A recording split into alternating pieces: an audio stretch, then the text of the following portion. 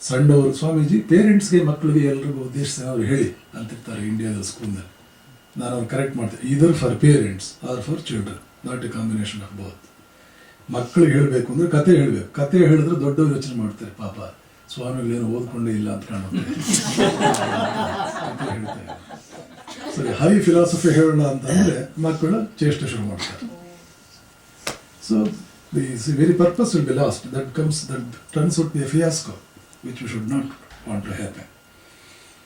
ಹೀಗೆ ನೋಡಿ, ತಾವಾಗೇ ಇದ್ದವರು ಅವ್ರು ಎಬ್ಸಿ ಹಾಕಿ ಕಳಿಸೋದು ನನಗೆ ಗೊತ್ತು. ಹೋಗ್ರು ಅಂತ ಹೇಳ್ದೇನೆ ಅವ್ರನ್ನ ಎಬ್ಸೋದಕ್ಕೆ ನನಗೆ ಗೊತ್ತಿಲ್ಲ, ಅದು ಕಳಿಸ್ದೆ ಒಂದು 5 ನಿಮಿಷದಲ್ಲಿ. ಸೊ ಹೇಗೆ ದೇಶ ಕಟ್ಟುವುದು? ಹೇಗೆ ಮನುಷ್ಯನನ್ನು ಕಟ್ಟುವುದರ ಮೂಲಕ.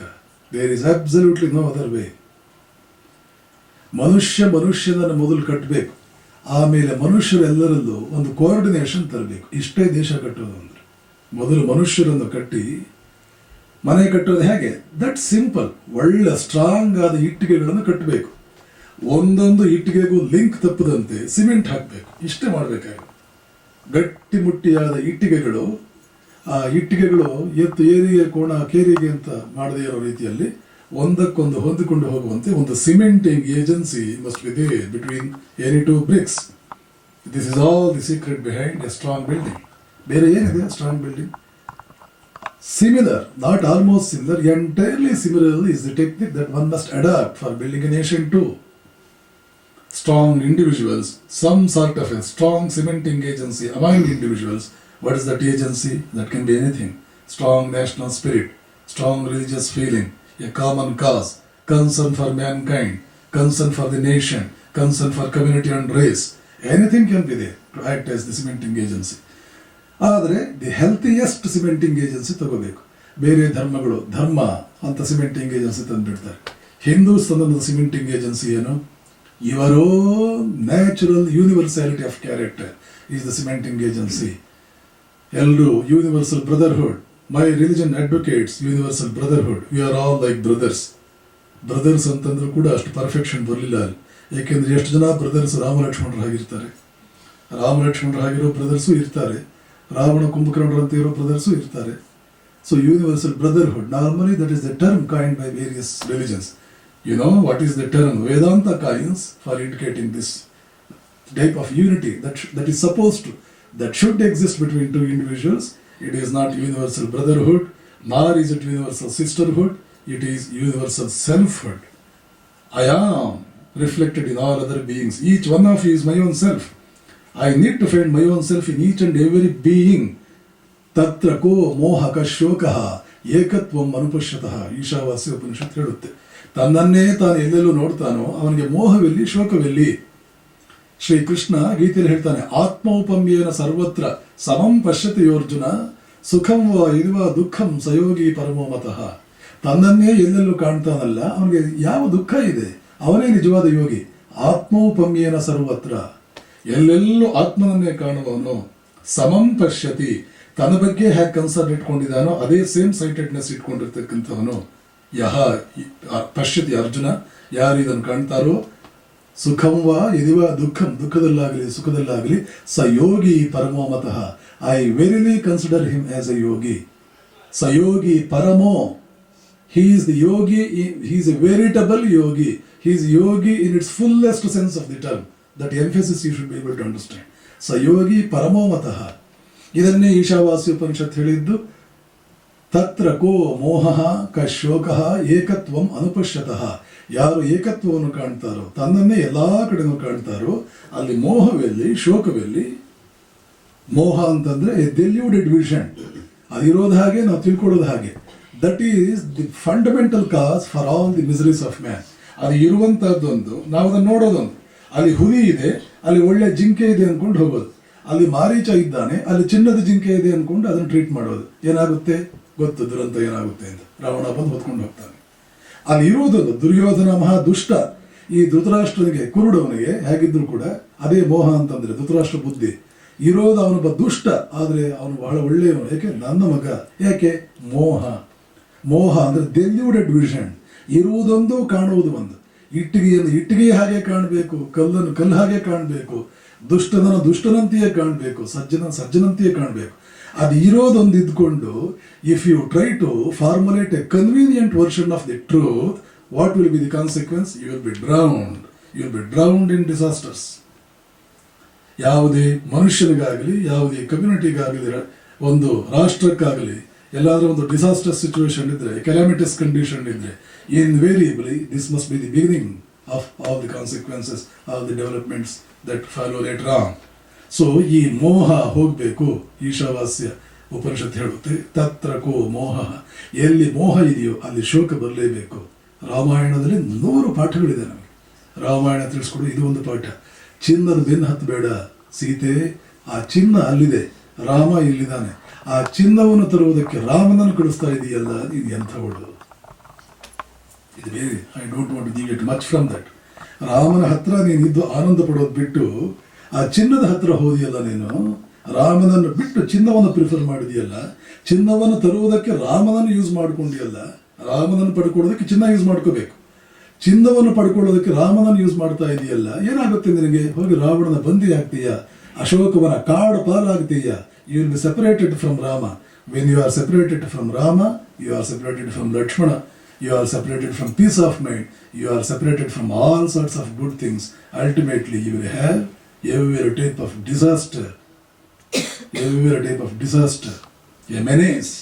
ಸೊ ಇದೆಲ್ಲ ರಾಮಾಯಣದ ಪಾಠಗಳು. ಒಂದೊಂದು ಸುಮ್ಮನೆ ಏನೋ ಘಟನಾವಳಿ, ಏನೋ ಒಂದು ಕಥೆ ನಡೆದ್ಬಿಡ್ತು ಅಂತಲ್ಲ. ಇದರ ಅದ್ಭುತವಾದ ಪಾಠಗಳನ್ನು ಇಟ್ಟು ರಾಮಾಯಣ ಮಹಾಭಾರತಗಳನ್ನು ಮಾಡಿ ಇದನ್ನ ಪಾಠ ಕಲಿಯಿರಿ ಅಂತ ಹೇಳಿಬಿಟ್ಟು ಜನರಿಗೆ ಆ ಉಪನಿಷತ್ತಿನ ಅದ್ಭುತವಾದ ಸತ್ಯಗಳನ್ನು ಜಗತ್ತಿಗೆ ತಿಳಿಸುವುದಕ್ಕೆ ಉಪನಿಷತ್ತಿನ ಋಷಿಗಳೇ ಅವತಾರ ಪುರುಷರಾಗಿ ಬಂದು ತಮ್ಮ ಜೀವನದಲ್ಲಿ 108 ಪಾಠಗಳನ್ನು ನಮ್ಗೆ ಕಲಿಸೋದಕ್ಕೆ ಹೋಗ್ತಾರೆ. ಸೊ ನಾವು no universal brotherhood, no universal sisterhood, we must learn to see our own selves in each and every one. ಇದನ್ನು ಕೃಷ್ಣನ ಮಾತು. ಆತ್ಮೌಪಮ್ಯೇನ ಸರ್ವತ್ರ ಸಮಂ ಪಶ್ಯತಿ ಯೋರ್ಜುನ, ಸುಖಂ ವ ಯದಿವ ದುಃಖಂ ಸಯೋಗಿ ಪರಮೋಮತಃ. ಯಾವಾಗ ಈ ವಿಚಾರವನ್ನು ನಾವು ತಿಳ್ಕೊಳ್ತೀವೋ ನಮ್ಮನ್ನೇ ಎಲ್ಲರ ಕಡೆ ನೋಡುವಂತಹದ್ದು. ಸೊ ಸೆಲ್ಫ್ಹುಡ್, ಯೂನಿವರ್ಸಲ್ ಸೆಲ್ಫ್ಹುಡ್ ಅನ್ನುವಂತಹದ್ದು ಭಾರತ ನಮ್ಮ ಮುಂದೆ ಇಟ್ಟಿರ್ತಕ್ಕಂಥ ಅದ್ಭುತವಾದ ಒಂದು ಆದರ್ಶ ಅಂತ ತಿಳ್ಕೊಂಡು, that must act as the cementing agency. ಮನುಷ್ಯನ ನಡುವೆ ಉತ್ತಮವಾದ ಸಂಬಂಧ ತರುವುದಕ್ಕೆ ಏನಿರಬೇಕು ಅಲ್ಲಿ? Cementing agency. ನೀನೇ ಎಲ್ಲರಲ್ಲೂ ಇದೆಯಾ, ಅವ್ರಿಗೇನೋ ತೊಂದರೆ ಮಾಡಿದ್ರೆ ನಿನಗೆ ನೀನೇ ತೊಂದರೆ ಮಾಡಿಕೊಂಡು ಹಾಗಾಗುತ್ತೆ. ಆದ್ದರಿಂದ ನೀನು ಮತ್ತೊಬ್ಬನಿಗೆ ಯಾವಾಗ ತೊಂದರೆ ಮಾಡ್ತೀಯೋ ನಿನಗೆ ತೊಂದರೆ ಆಗಲೇಬೇಕು. ಇನ್ನೊಬ್ಬನಿಗೆ ಇದೆ. This is the basis for theory of ಕರ್ಮ. ಅದರ್ವೈಸ್ ನಾನು ಇನ್ನೊಬ್ಬರಿಗೆ ಒಳ್ಳೇದು ಯಾಕೆ ಮಾಡಬೇಕು, ಇನ್ನೊಬ್ಬರಿಗೆ ನಾವು ಯಾಕೆ ಒಳ್ಳೇದು ಮಾಡಬೇಕು ಅಂತ ಮಕ್ಕಳ ಪ್ರಶ್ನೆ ಕೇಳೋದು. ಏನಿದೆ ಉತ್ತರ ನಿಮ್ಮ ಹತ್ರ? ಮಾಡಬಾರ್ದು, ಇನ್ನೊಬ್ಬರಿಗೆ ಕೆಟ್ಟದ್ದು ಮಾಡಬಾರ್ದು. ಹೌದು, ಕರೆಕ್ಟು. ಯಾಕೆ ಮಾಡಬಾರ್ದು? ಇನ್ನೊಬ್ರು ಕೆಟ್ಟದ್ದು ಮಾಡಬಾರದು. ನಿನಗೆ ಕೆಟ್ಟದ್ದಾಗುತ್ತೆ, ನನಗೆ ಹ್ಯಾಕೆ ಕೆಟ್ಟದ್ದಾಗುತ್ತೆ? ಇನ್ನೊಬ್ರು ಕೆಟ್ಟದ್ದಾದ್ರೆ ನನಗೆ ಹ್ಯಾಕೆ ಕೆಟ್ಟದ್ದಾಗುತ್ತೆ? ಅಲ್ಲಿ ಮುಗಿತು ನಿಮ್ಮ ಉತ್ತರ. ಅಲ್ಲಿಂದ ಆಚೆ ಉತ್ತರವೇ. This is the basis. ಇನ್ನೊಬ್ಬನಿಗೆ ನೀನೇ ಇರೋದ್ರಿಂದ ಅವನಿಗೆ ನೀನು ಕೆಟ್ಟದ್ದು ಮಾಡಿದ್ರೆ it's only question of time when you your self are going to be inflicted. Now today you have inflicted him. Do you think you can remain safe having inflicted him? Having tortured him, you mean your safety will remain intact? It is threatened. You are threatening your own safety. It's only a question of time when you will feel it yourself. Today you have made some other person feel it. Only question of time. You have to wait, or it may even immediately follow. It's only a question of time. So ಇದೆಲ್ಲ ನಾವು follow ಮಾಡಬೇಕಾಗುತ್ತೆ. ಈ ರೀತಿಯಲ್ಲಿ ನಾವು ಹಲವಾರು ರೀತಿಯ universal ಸೆಲ್ಫ್ಹುಡ್ ಅನ್ನುವಂಥದ್ದನ್ನು ಕಾಣಬೇಕು. ಇದು ನಮ್ಮನ್ನು ಸಿಮೆಂಟ್ ಮಾಡಬೇಕು.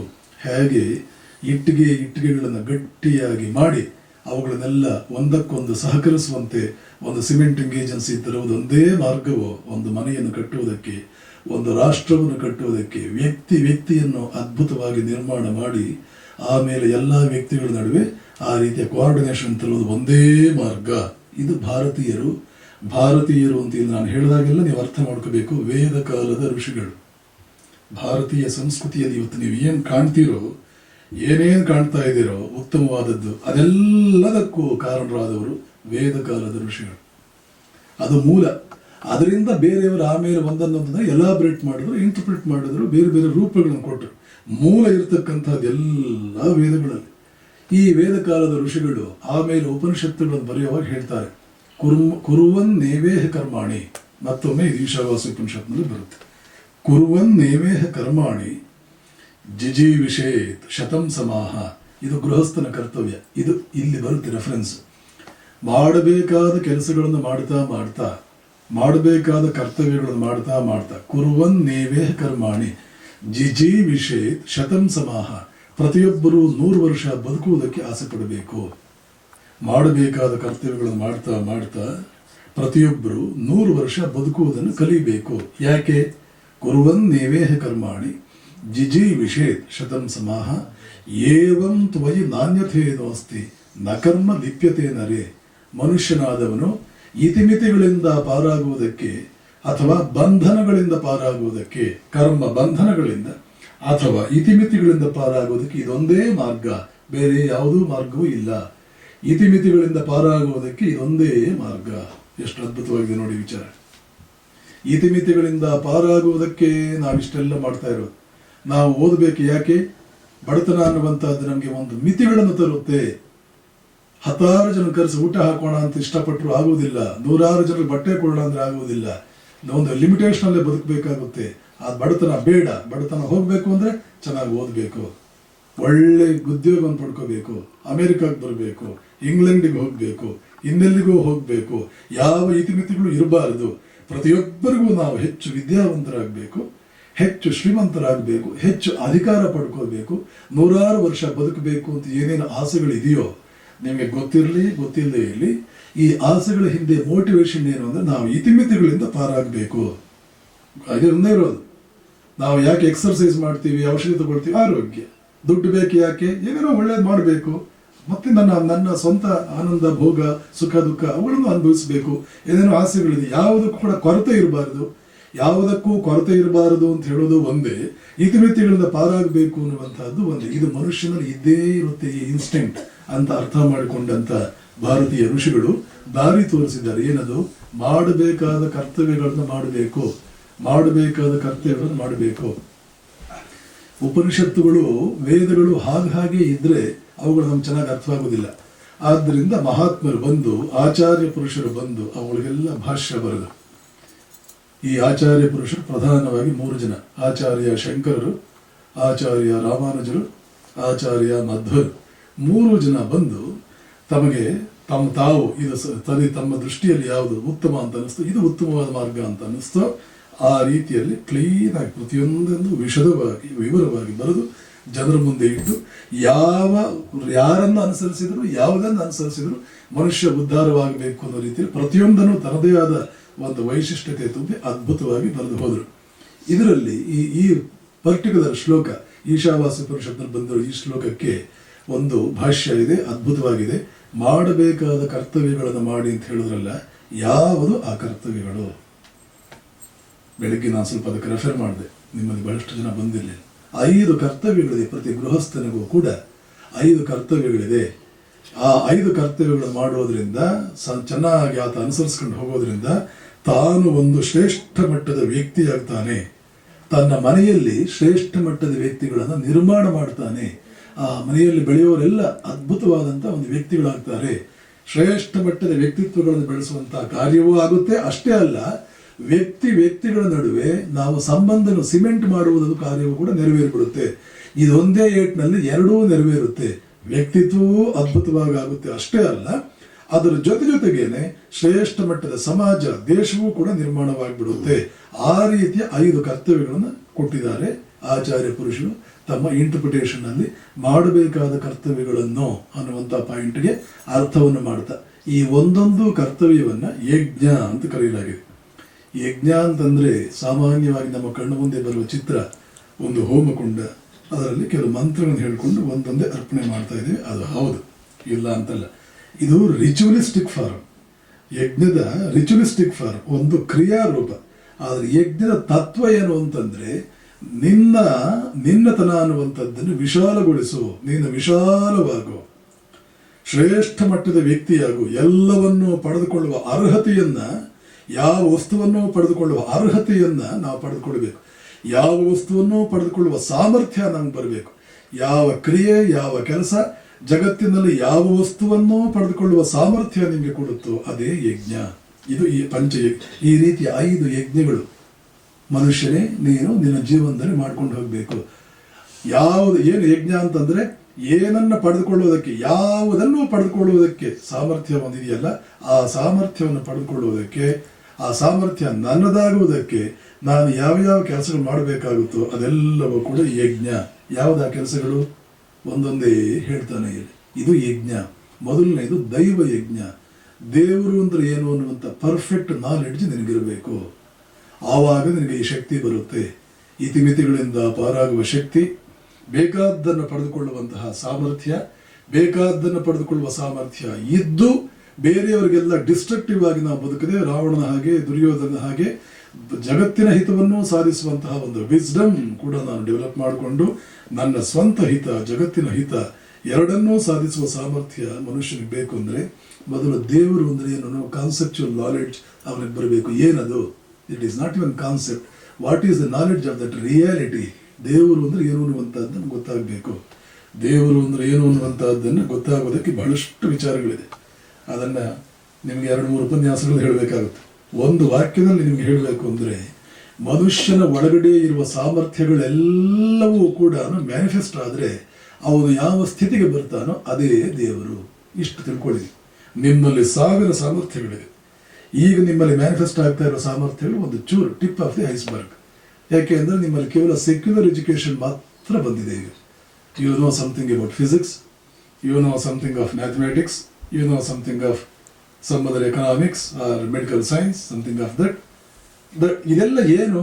ಇವೆಲ್ಲ ಕೂಡ ಸ್ಟಾರ್ಟಿಂಗ್ ಫ್ರಮ್ ಇಂದ ಹಿಡಿದು ನೋಬೆಲ್ ಪ್ರಶಸ್ತಿ ಬರುವಂತಹ ಮಟ್ಟಕ್ಕೆ, ಒಬ್ಬ ನೋಬೆಲ್ ಲಾರೇಟ್ ಆಗೋ ಮಟ್ಟಕ್ಕೆ ದೊಡ್ಡ ಜೀನಿಯಸ್ ಆಗಿ ನೀವು ಬೆಳೆದಿದ್ದೀರಿ ಅಂತ ಇಟ್ಕೊಂಡ್ರು ಕೂಡ you are still groping in the lower science ಅಂತ ಹೇಳುತ್ತೆ Vedanta. There is a higher science of which you have no knowledge. You are still groping in the lower science. Why? Chandogya ಉಪನಿಷತ್ನಲ್ಲಿ ಒಂದು ಘಟನೆ ಬರುತ್ತೆ. ನಾರದ ಬಂದು ಸನತ್ ಕುಮಾರನ ಹತ್ರ ಹೇಳ್ತಾನೆ, ಪ್ರಭು ಎಷ್ಟೋ ತಿಳ್ಕೊಂಡಿದ್ದೇನೆ, ಆದರೆ ನನಗೆ ಜ್ಞಾನದ ಫಲ ಇನ್ನೂ ಸಿಗಲಿಲ್ವಲ್ಲ. ಎಷ್ಟೋ ಜ್ಞಾನ ಪಡ್ಕೊಂಡಿದ್ದೇನೆ, ಜ್ಞಾನದ ಫಲ ಸಿಕ್ಕಿಲ್ವಲ್ಲ. ಏನೇನು ತಿಳ್ಕೊಂಡಿದ್ಯಾ ಹೇಳು ಅಂತ ಸನತ್ ಕುಮಾರ ಹೇಳ್ತಾನೆ. ಆವಾಗ ನಾರದ ಲಿಸ್ಟ್ ಕೊಡ್ತಾನೆ. 14 ಬೇರೆ ಬೇರೆ ಸೈನ್ಸ್ಗಳಲ್ಲಿ ನಾನು ಅಥಾರಿಟಿ, ನಾನು ಎಕ್ಸ್ಪರ್ಟ್ ಅಂತ ಛಾಂದೋಗ್ಯ ಉಪನಿಷತ್ನಲ್ಲಿ ಬರುತ್ತೆ. ಇಂಥದ್ದು 106 ಕಡೆ ಬರುತ್ತೆ. ಭಾರತೀಯರಿಗೆ 20 ಸಬ್ಜೆಕ್ಟಲ್ಲಿ ಎಕ್ಸ್ಪರ್ಟ್ ಆಗೋದು it was a child's play. ಅದೇ ಬಹಳ ದೊಡ್ಡದೇನಲ್ಲ. The land was known for its intellectual brilliance. Bharat ಅನ್ನುವ ಪದದ ಅರ್ಥವೇ ಹಾಗೆ. ಭಾ ಅಂತಂದ್ರೆ ಬೆಳಕು. ಸಂಸ್ಕೃತದಲ್ಲಿ ಭಾ ಅಂತಂದ್ರೆ ಬೆಳಕು, ರಥ ಅಂತಂದ್ರೆ ಅದರಲ್ಲೇ ಎಂಗೇಜ್ ಆದವರು, ಬೆಳಕಿನಲ್ಲೇ ಯಾವಾಗಲೂ ಎಂಗೇಜ್ ಆದವರು. ಬೆಳಕಿನಲ್ಲಿ ಎಂಗೇಜ್ ಆದವರು ಅಂದ್ರೆ ಏನರ್ಥ? ಜ್ಞಾನದಲ್ಲೇ ತಮ್ಮ ಆಯುಷ್ಯವನ್ನು ಕಳೆಯೋರು, ಜ್ಞಾನವನ್ನೇ ಹುಡುಕುವವರು, ಜ್ಞಾನದಲ್ಲೇ ಬದುಕುವವರು, ಜ್ಞಾನದ ಪ್ರಸರಣದಲ್ಲೇ ಜೀವನ ಸವಿಸೋರು. ಎರಡನೇ ವಿಷಯವೇ ಗೊತ್ತಿಲ್ಲ ಅವರಿಗೆ. ಜ್ಞಾನದಲ್ಲೇ ಬದುಕುವವರು ಭಾರತ. ಭಾರತ ದೇಶವೇ ಹಾಗೆ. ಹಾಗಿರುವಾಗ 14 ಸಬ್ಜೆಕ್ಟ್ಗಳಲ್ಲಿ ಎಕ್ಸ್ಪರ್ಟ್ ಆಗೋದು, 15 ಸಬ್ಜೆಕ್ಟಲ್ಲಿ ಎಕ್ಸ್ಪರ್ಟ್ ಆಗೋದು ಯಾವ ದೊಡ್ಡದು? ನಾರದ ಬಂದು ಹೇಳ್ತಾನೆ ಸನತ್ ಕುಮಾರನಿಗೆ, ಇಷ್ಟೆಲ್ಲ ಸಬ್ಜೆಕ್ಟ್ಗಳು ನಾನು ಎಕ್ಸ್ಪರ್ಟ್ ಆಗಿದ್ದೇನೆ. ಸನತ್ ಕುಮಾರ ಹೇಳ್ತಾನೆ ನಾರದ ನೀನು 14 ಅಲ್ಲ 1400 ಸಬ್ಜೆಕ್ಟ್ಗಳು ನೀನು ಎಕ್ಸ್ಪರ್ಟ್ ಆಗಬಹುದು. ಆದರೆ ಎಲ್ಲಿವರೆಗೆ ನೀನು ನೇಚರ್ನ ಸ್ಟಡಿ ಮಾಡ್ತಾ ಇರ್ತೀಯೋ, ರಿಮೆಂಬರ್, ಅಲ್ಲಿವರೆಗೆ you have not lifted yourself up from the lower knowledge to the higher knowledge. You have not peeped into the higher knowledge, much less having a mastery upon that. You have not peeped into the limitless horizons of that higher knowledge. You are still groping in lower knowledge. ಏನದರ್ಥ? What does Sanat Kumara mean by that? 14 ಸಬ್ಜೆಕ್ಟ್ಗಳಲ್ಲಿ expert ಆಗಿರೋ ವ್ಯಕ್ತಿಗೆ ಹೀಗೆ ಹೇಳ್ತಾನಲ್ಲ, ಇದು ಸನತ್ ಕುಮಾರ ಹೇಳೋದಿಲ್ಲ. ಮುಂದೆ ವಿವೇಕಾನಂದರು ಇದಕ್ಕೆ ಬ್ಯೂಟಿಫುಲ್ ಇಂಟರ್ಪ್ರಿಟೇಷನ್ ಕೊಡ್ತಾರೆ. ನೀನು ಏನೇ ಓದ್ತಾ ಇರಬಹುದು, as long as the object of your study is the object outside, remember you have confined your study to the manifestation of truth and not to truth itself. You have never paid your attention to knowing the truth itself. ಹೊರಗಡೆ ಪ್ರಪಂಚದಲ್ಲಿ ಏನು ಬೇಕಾದ್ರೂ ಇಡೀ ಜಗತ್ತಿನಲ್ಲಿ universal ನೀವು ಏನೇನು ಓದೋದಕ್ಕೆ ಅದೆಲ್ಲ ಓದಿ ಮುಗಿಸ್ಬಿಡಿ. 25 PhDಗಳು ಏನೇನು ಎಷ್ಟು ಯೂನಿವರ್ಸಿಟಿಗಳು ಅಮೆರಿಕದಲ್ಲಿ ಇದೆಯೋ ಒಂದೊಂದು ಯೂನಿವರ್ಸಿಟಿಯಿಂದ ಒಂದೊಂದು ಸಬ್ಜೆಕ್ಟ್ PhD ತಗೊಳ್ಳಿ. But still your knowledge is almost ಅದು infinite small knowledge. You are not even you have not peeped in to higher knowledge. ಯಾಕೆ? ಇಡೀ ಪ್ರಪಂಚವನ್ನೇ ನೀನು ಸ್ಟಡಿ ಮಾಡೋದ್ರ ಬಗ್ಗೆ ಎಕ್ಸ್ಪರ್ಟೈಸ್ ಸಂಪಾದನೆ ಮಾಡಿಕೊಂಡ್ರು ನಿನ್ನ ಆಬ್ಜೆಕ್ಟ್ ಆಫ್ ಸ್ಟಡಿ ಯಾವುದು ಅಂದರೆ the manifestation of truth and not truth it self. ಈ ಹೊರಗಡೆ ಪ್ರಪಂಚದಲ್ಲಿ ಕಾಣ್ತಾ ಇರೋದು truth as manifested, not truth as it is. Truth as it is ಬೇರೆ, ಟ್ರೂತ್ ಆಸ್ ಈಸ್ ಮ್ಯಾನಿಫೆಸ್ಟ್ ಬೇರೆ. When truth limits itself by subjecting itself to the influence of time, space and causation, it becomes a limited truth, a manifested truth. For manifestation to be effected upon anything, it's almost invariable, it's indispensable that a truth must open up itself for the influence of time, space and causation. ಅದರ ಅರ್ಥ ಏನು ಗೊತ್ತಾ? As time varies, the object will vary in its property. As space varies, the object will vary in its property. As causation varies, the object will vary in its quality, property, or whatever you call it, attributes, whatever you call it by. ಹೇಗೆ Swamiji space very ಆದರೆ, time very ಆದರೆ, causation very ಆದರೆ object very ಆಗಿಬಿಡುತ್ತೆ? Why not? It is so. For example, ನೀವು ಇದನ್ನು ಕಬ್ಬಿಣ, ಎಬೋನೈಟು ಅಥವಾ something ಏನೋ ಒಂದು ಅಂತೀನಿ ಅಂತ ಇಟ್ಕೊಳ್ಳಿ, ಇದು ಕಬ್ಬಿಣ. ಇದನ್ನು ನೀವು ಕಬ್ಬಿಣ ಅಂದರೆ ವೇದಾಂತಗಳು ಹೇಳ್ತಾರೆ. ಚಾಂದೋಗ್ಯ ಉಪನಿಷತ್ತಿಗೆ ಭಾಷ್ಯ ಬರೆದಂಥ ಮಹಾತ್ಮ ಹೇಳ್ತಾನೆ, ಸ್ವಲ್ಪ ಅಟೆನ್ಷನ್ ಆ ಕಡೆ ಈ ಕಡೆ ಹೋಗೋದು ಬೇಡ, ಅವರು ಮಾತನಾಡೋದು ಮೆತ್ತಿಗೆ ಮಾತನಾಡೋದು. I am sorry, sannyasis are very much averse to things of this type. even the slightest distraction will disturb a lot. So ಆ ಕಡೆ ಈ ಕಡೆ you need to exercise some restraint for a while. Especially in India, this is something that is impossible for me to bear. ಪಾಪ Americans ಬಂದು ಸುಮ್ಮನೆ ಇದು ಮಾಡಬಾರ್ದು ಅಂತ I have to somehow pacify myself. ಈ ಪಕ್ಕದಲ್ಲಿ ನೋಡಿದ್ರೆ ಕೂಡ ಕಷ್ಟವಾಗುತ್ತೆ, because we are dealing with some very abstruse subject. If it were to be kindergarten class, well things could have been different. ಸ್ವಲ್ಪ ಗಮನ ಕೊಟ್ಟು ಕೇಳಬೇಕು. ಅಮೇರಿಕಾಗೆ ಬಂದಿದ್ದೀವಿ, ಭಾಳ ಬುದ್ಧಿವಂತರು ಅಂತ ಅಂದ್ಕೊಂಡಿದ್ದೀವಿ, ನಾವು ಹೋಗೋಗಿ ಡಿಸಪಾಯಿಂಟ್ ಮಾಡಬೇಡಿ. ಏನು ಇಂಡಿಯನ್ಸ್ ಎಷ್ಟು ವಾಸಿಗಲ್ಲ ಅನ್ನೋ ಭಾವನೆ ಹಾಕೊಂಡು ಹೋಗಬಾರ್ದು. ಆದ್ದರಿಂದ ಸೊ ಇದು ಕಬ್ಬಿಣ, ಈ ಊರಲ್ಲಿ ಕಬ್ಬಿಣ. ನೀವು ಇದನ್ನು ಕಬ್ಬಿಣ ಅಂತ ಕರೆದ್ರೆ, the rishi who has written a commentary on Chandogya Upanishad will have a blatant rejection as his response. How you can call it as iron? Perhaps you are speaking in the kindergarten language, my dear fellow. This is no iron. Something else manifesting as iron. See, so much true it is. Even going by the findings of quantum physics, you are supposed to call it as a unified field, electromagnetic field, not iron. If you say iron, your language is superficial. You are touching the peripheral aspect of what really it is. You have not entered into the depth of that substance. Even speaking in this so-called language of science, modern science, what to speak of when we are expected to speak in the language of Vedanta. So ಆದ್ದರಿಂದ ಇದು ಕಬ್ಬಿಣ ಈ ಊರಲ್ಲಿ. ಒಂದು ವೇಳೆ ನಾನು ಇದಲ್ಲ ಯಾವುದಾದ್ರೂ ಒಂದು ಜಾಗಕ್ಕೆ ತಗೊಂಡು ಹೋಗಿ ಅಲ್ಲಿ ಯಾವುದೇ ಅಟ್ಮಾಸ್ಫರಿಕ್ ಪ್ರೆಷರ್ ಇಲ್ಲ, ನೋಡಿದ್ರೆ ಬಾಲಕರು ಬಾಲಕಿಯರು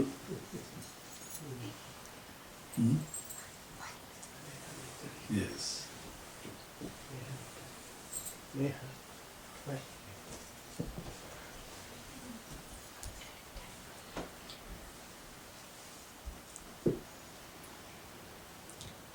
ಇನ್ಯಾರಾದರೂ ಬಾಲಕಿಯರು ಬಾಲಕರು ಇಲ್ಲ ಒಂದು ಕತೆ ಹೇಳ್ಬೇಡಮ್ಮ.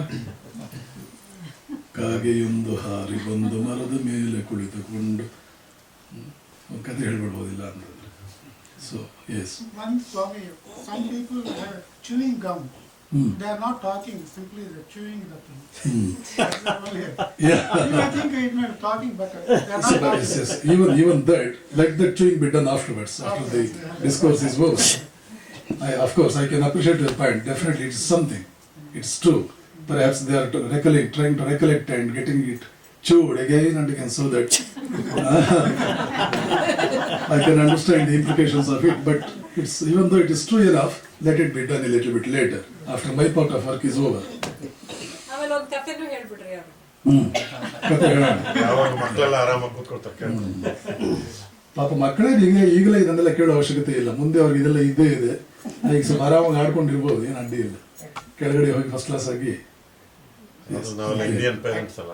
And part of the trouble is they don't understand the Kannada. So if you speak It's okay. It has spoken enough in English. Now I want to speak at least one lecture in Kannada. 7 days I have spoken in English. 15 hours I spoke in English. Why should I have the same punishment again? So anyway, yes, this is the problem you see all sannyasis have, and you have to bear with us. ಇದನ್ನು ಹೇಳುವಾಗ ಇಂಡಿಯಾದಲ್ಲಿ ಹೇಳ್ತಾರೆ, ಇವರು ಸ್ವಾಮಿಗಳು ಹೀಗೆಲ್ಲ ಮಾತನಾಡ್ಬಿಟ್ಟು ನಾವು ಮಕ್ಕಳು ಮರಿ ಎಲ್ಲಿ ಬಿಡಬೇಕು, ಇವ್ರಿಗಂತೂ ಮನೆ ಇಲ್ಲ ಮಠ ಇಲ್ಲ, ನಾವೇನ್ ಮಾಡಬೇಕು? ನಾವು ಮನೆ ಇಲ್ಲ ಮಠ ಇಲ್ಲ ಅಂತ ಮೊದಲೇ ಗೊತ್ತಿತ್ತು ತಾನೆ? ಮನೆ ಇಲ್ಲ ಮಠ ಇಲ್ಲದೆ ಇರೋ ಹೇಗೆ ಬದುಕ್ತಿರ್ತಾರೆ ಅಂತ ಗೊತ್ತಿದೆ ತಾನೆ ಅಂತ ಹೇಳ್ಬಿಟ್ರೆ ಮಿಕ್ಕಿದವ್ರಿಗೆ ಅರ್ಥ ಆಗುತ್ತೆ. So anyway, I did not mean to hurt anyone. So ಅದಕ್ಕೆ ಉಪನಿಷತ್ ಅಂದ್ರೆ ಉಪನಿಷತ್ ಹತ್ತಿರದಲ್ಲಿ ಕುಳಿತುಕೊಂಡು ಕೇಳಿದ್ದು. ಉಪನಿಷತ್ತುಗಳನ್ನ ಕಾಡ್ನಲ್ಲಿ ಮೊದಲು ಪಾಠ ಮಾಡ್ತಾ ಇದ್ದು, ಯಾಕೆಂದ್ರೆ ಊರುಗಳನ್ನು ಮಾಡೋದು ಬಹಳ ಕಷ್ಟ. ಅದನ್ನ ಕಾಡ್ನಲ್ಲಿ ಆದ್ರೆ ಯಾವ ಶಬ್ದವೂ ಇರಲ್ಲ, ಗಲಾಟೆನೂ ಇರಲ್ಲ. ರಾಕ್ಷಸರು ತೊಂದರೆ ಇರ್ತಿತ್ತು.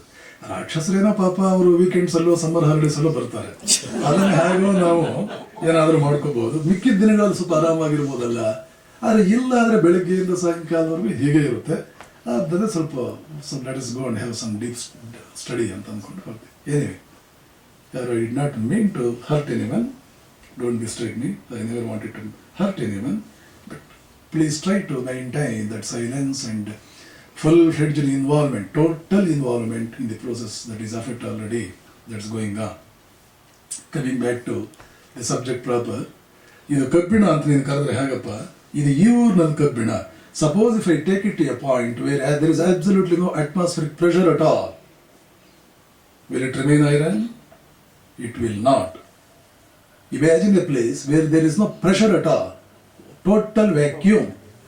Then perhaps all the molecules, all the ions, etc., that have undergone the influence of that, what is known as electrovariant bond, the electrovariant bond will be broken and all ions will diffuse out in all possible directions. Nothing is there to hold them together. ಅದೆಲ್ಲ diffuse ಆಗಿಬಿಡುತ್ತೆ. Even the solid will become gas. It becomes a gaseous mass. ಕಬ್ಬಿಣ ಎಲ್ಲಿ ಉಳಿಯುತ್ತೆ? ಕಬ್ಬಿಣದ ಯಾವ property ಉಳಿಯುತ್ತೆ? ಯಾವ ಕ್ವಾಲಿಟಿನೂ ಕಬ್ಬಿಣದ ಉಳಿಯಲ್ವಲ್ಲ. Once it is just shifted from one place to another place, if you are saying truth about that, is your truth so much dependent upon the space where that truth is to be perceived? Remember, truth is independent. It is absolute.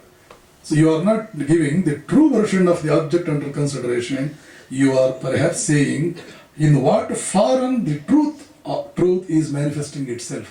ನಿಜವಾದ ವಸ್ತುವನ್ನು ಅಥವಾ ಅದು ಸ್ಪೇಸ್ಗಾಯ್ತು, ಇನ್ಯಾವುದೋ ಒಂದು ಅಂತ ಇಟ್ಕೊಳ್ಳೋಣ. ಇನ್ನು ಕಾಲ 1 ಮಿಲಿಯನ್ ಇಯರ್ಸ್ ಹಿಂದೆ ಇದು ಹೀಗೆ ಕಬ್ಬಿಣ ಆಗಿತ್ತಾ? ಅದು ಕಬ್ಬಿಣ ಆಗಿರಲಿಲ್ಲ. 1 ಮಿಲಿಯನ್ಸ್ ಹಿಂದೆ ನೀವು ಇದನ್ನು ಇಲ್ಲೇ ಹಾಕಿದ್ರೆ ಅದು ಕಬ್ಬಿಣವಾಗಿ ಉಳಿಯುತ್ತಾ? ಅದು ಕಬ್ಬಿಣವಾಗಿ ಉಳಿಯೋದಿಲ್ಲ. ಅಥವಾ ಇದನ್ನು ಎಲ್ಲಾದರೂ ಟೆಂಪರೇಚರ್ 5000 ಡಿಗ್ರಿ ಸೆಂಟಿಗ್ರೇಡ್ ಇರೋ ಟೆಂಪರೇಚರ್ ಜಾಗನ ತಗೊಂಡು ಹೋದ್ರೆ ಅದು ಕಬ್ಬಿಣವಾಗಿ ಉಳಿಯುತ್ತಾ? ಉಳಿಯೋದಿಲ್ಲ. ಎಲ್ಲಿದೆ ಆಗ ನಿಮ್ಮ ಕಬ್ಬಿಣ? ಒಂದು ಊರಿನಲ್ಲಿ ಕಬ್ಬಿಣ, ಇನ್ನೊಂದು ಊರಿನಲ್ಲಿ ಮಾಲ್ಟನ್ ಐರನ್, ಇನ್ನೊಂದು ಊರಿನಲ್ಲಿ ಗೇಷಿಯಸ್ ಮಾಸ್, ಇನ್ನೊಂದು ಊರಿನಲ್ಲಿ ಹೈಡ್ರೋಜನ್. ನಿಜವಾಗ್ಲೂ ಏನು ಹೇಳೋದು? ಒಂದೇ ವಸ್ತುಗೆ 10 ಬೇರೆ ಬೇರೆ ರೀತಿ ಇರಲ್ವಲ್ಲ. This is how a Vedanta confronts a physicist. So ಸ್ಪಷ್ಟವಾಗಿ ಅರ್ಥವಾಗುತ್ತೆ, ಓಹೋ ಇದು ನಿಜವಾಗ್ಲೂ ಕಬ್ಬಿಣ ಅಲ್ಲ, something else which is more real, more elemental, more fundamental, more true is simply appearing, has taken upon itself the form of the iron. So ಒಂದು ಕಡೆಯಿಂದ ಒಂದು ಕಡೆ ಹೋಗ್ತಾ. ಹಾಗಾದರೆ ಎಷ್ಟು ವೇರಿ ಆಯಿತು, ಎಷ್ಟು ಚೇಂಜ್ ಆಗೋಯಿತು, ಹೇಗೆ ಇದು, ಯಾವ ರೀತಿಯಲ್ಲಿ ಆಯ್ತಿದು? ಸೊ ಸನತ್ ಕುಮಾರ ನಾರದನ್ ಹೇಳ್ತಾರೆ, ನಾರದ ನೀನು ಹೊರಗಡೆ ಪ್ರಪಂಚದಲ್ಲಿ ಏನೆಲ್ಲ ಇದು manifestation of the reality and not reality it self. What is that reality? Anything that is beyond the influence of any agency which you can perceive. Something beyond. You can, in one word you can say, something transcendental, something beyond the influence of anything, that alone is reality. You have not studied the reality, you have studied reality as it is manifested. You have studied the manifestations of reality, you have not studied the reality itself. Remember that manifested form of reality can never give you the peace and joy that you want, because you are not living in truth. You are living in the corrupted form of truth. You are not living in truth. This is the reason, Narada, why you are not able to derive joy out of the knowledge that you have got, because you have no acquaintance with the truth. There is only one criterion for peace, one criterion for the real joy, that is live in truth, seek truth and live in truth.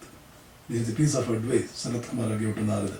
Narada could now come to understand, oh, where I really stumbled, where I went wrong. It's true, Sanat Kumara. Please enlighten me about that truth. There starts the teaching that Sanat Kumara starts giving about what that Atman or the Paramatman, ಆ truth ಅನ್ನೇ, the ರಿಯಾಲಿಟಿಯನ್ನೇ ನಾವು ದೇವರು, ಪರಮಾತ್ಮ, ಆತ್ಮ, ಬ್ರಹ್ಮ, ಕೃಷ್ಣ, ಶಿವ, ಕಾಳಿ, ಹನುಮಂತ, ಕಬ್ಬಿಣವೂ ಅದೇ. ಆ ಒಂದು ರಿಯಾಲಿಟಿನೇ ಬೇರೆ ಬೇರೆ ಕಂಡೀಷನ್ಸ್ನಲ್ಲಿ ಬೇರೆ ಬೇರೆ ಫಾರಮ್ ಆಗಿ ಬರುತ್ತೆ. ಆ ರಿಯಾಲಿಟಿ ಇಷ್ಟೆಲ್ಲ ಫಾರಮ್ ಇದೆಲ್ಲ ಹೇಗಾಯಿತು, ಇದ್ರ ಬಗ್ಗೆ ತೈತ್ರಿಯ ಉಪನಿಷತ್ ಹೇಳುತ್ತೆ.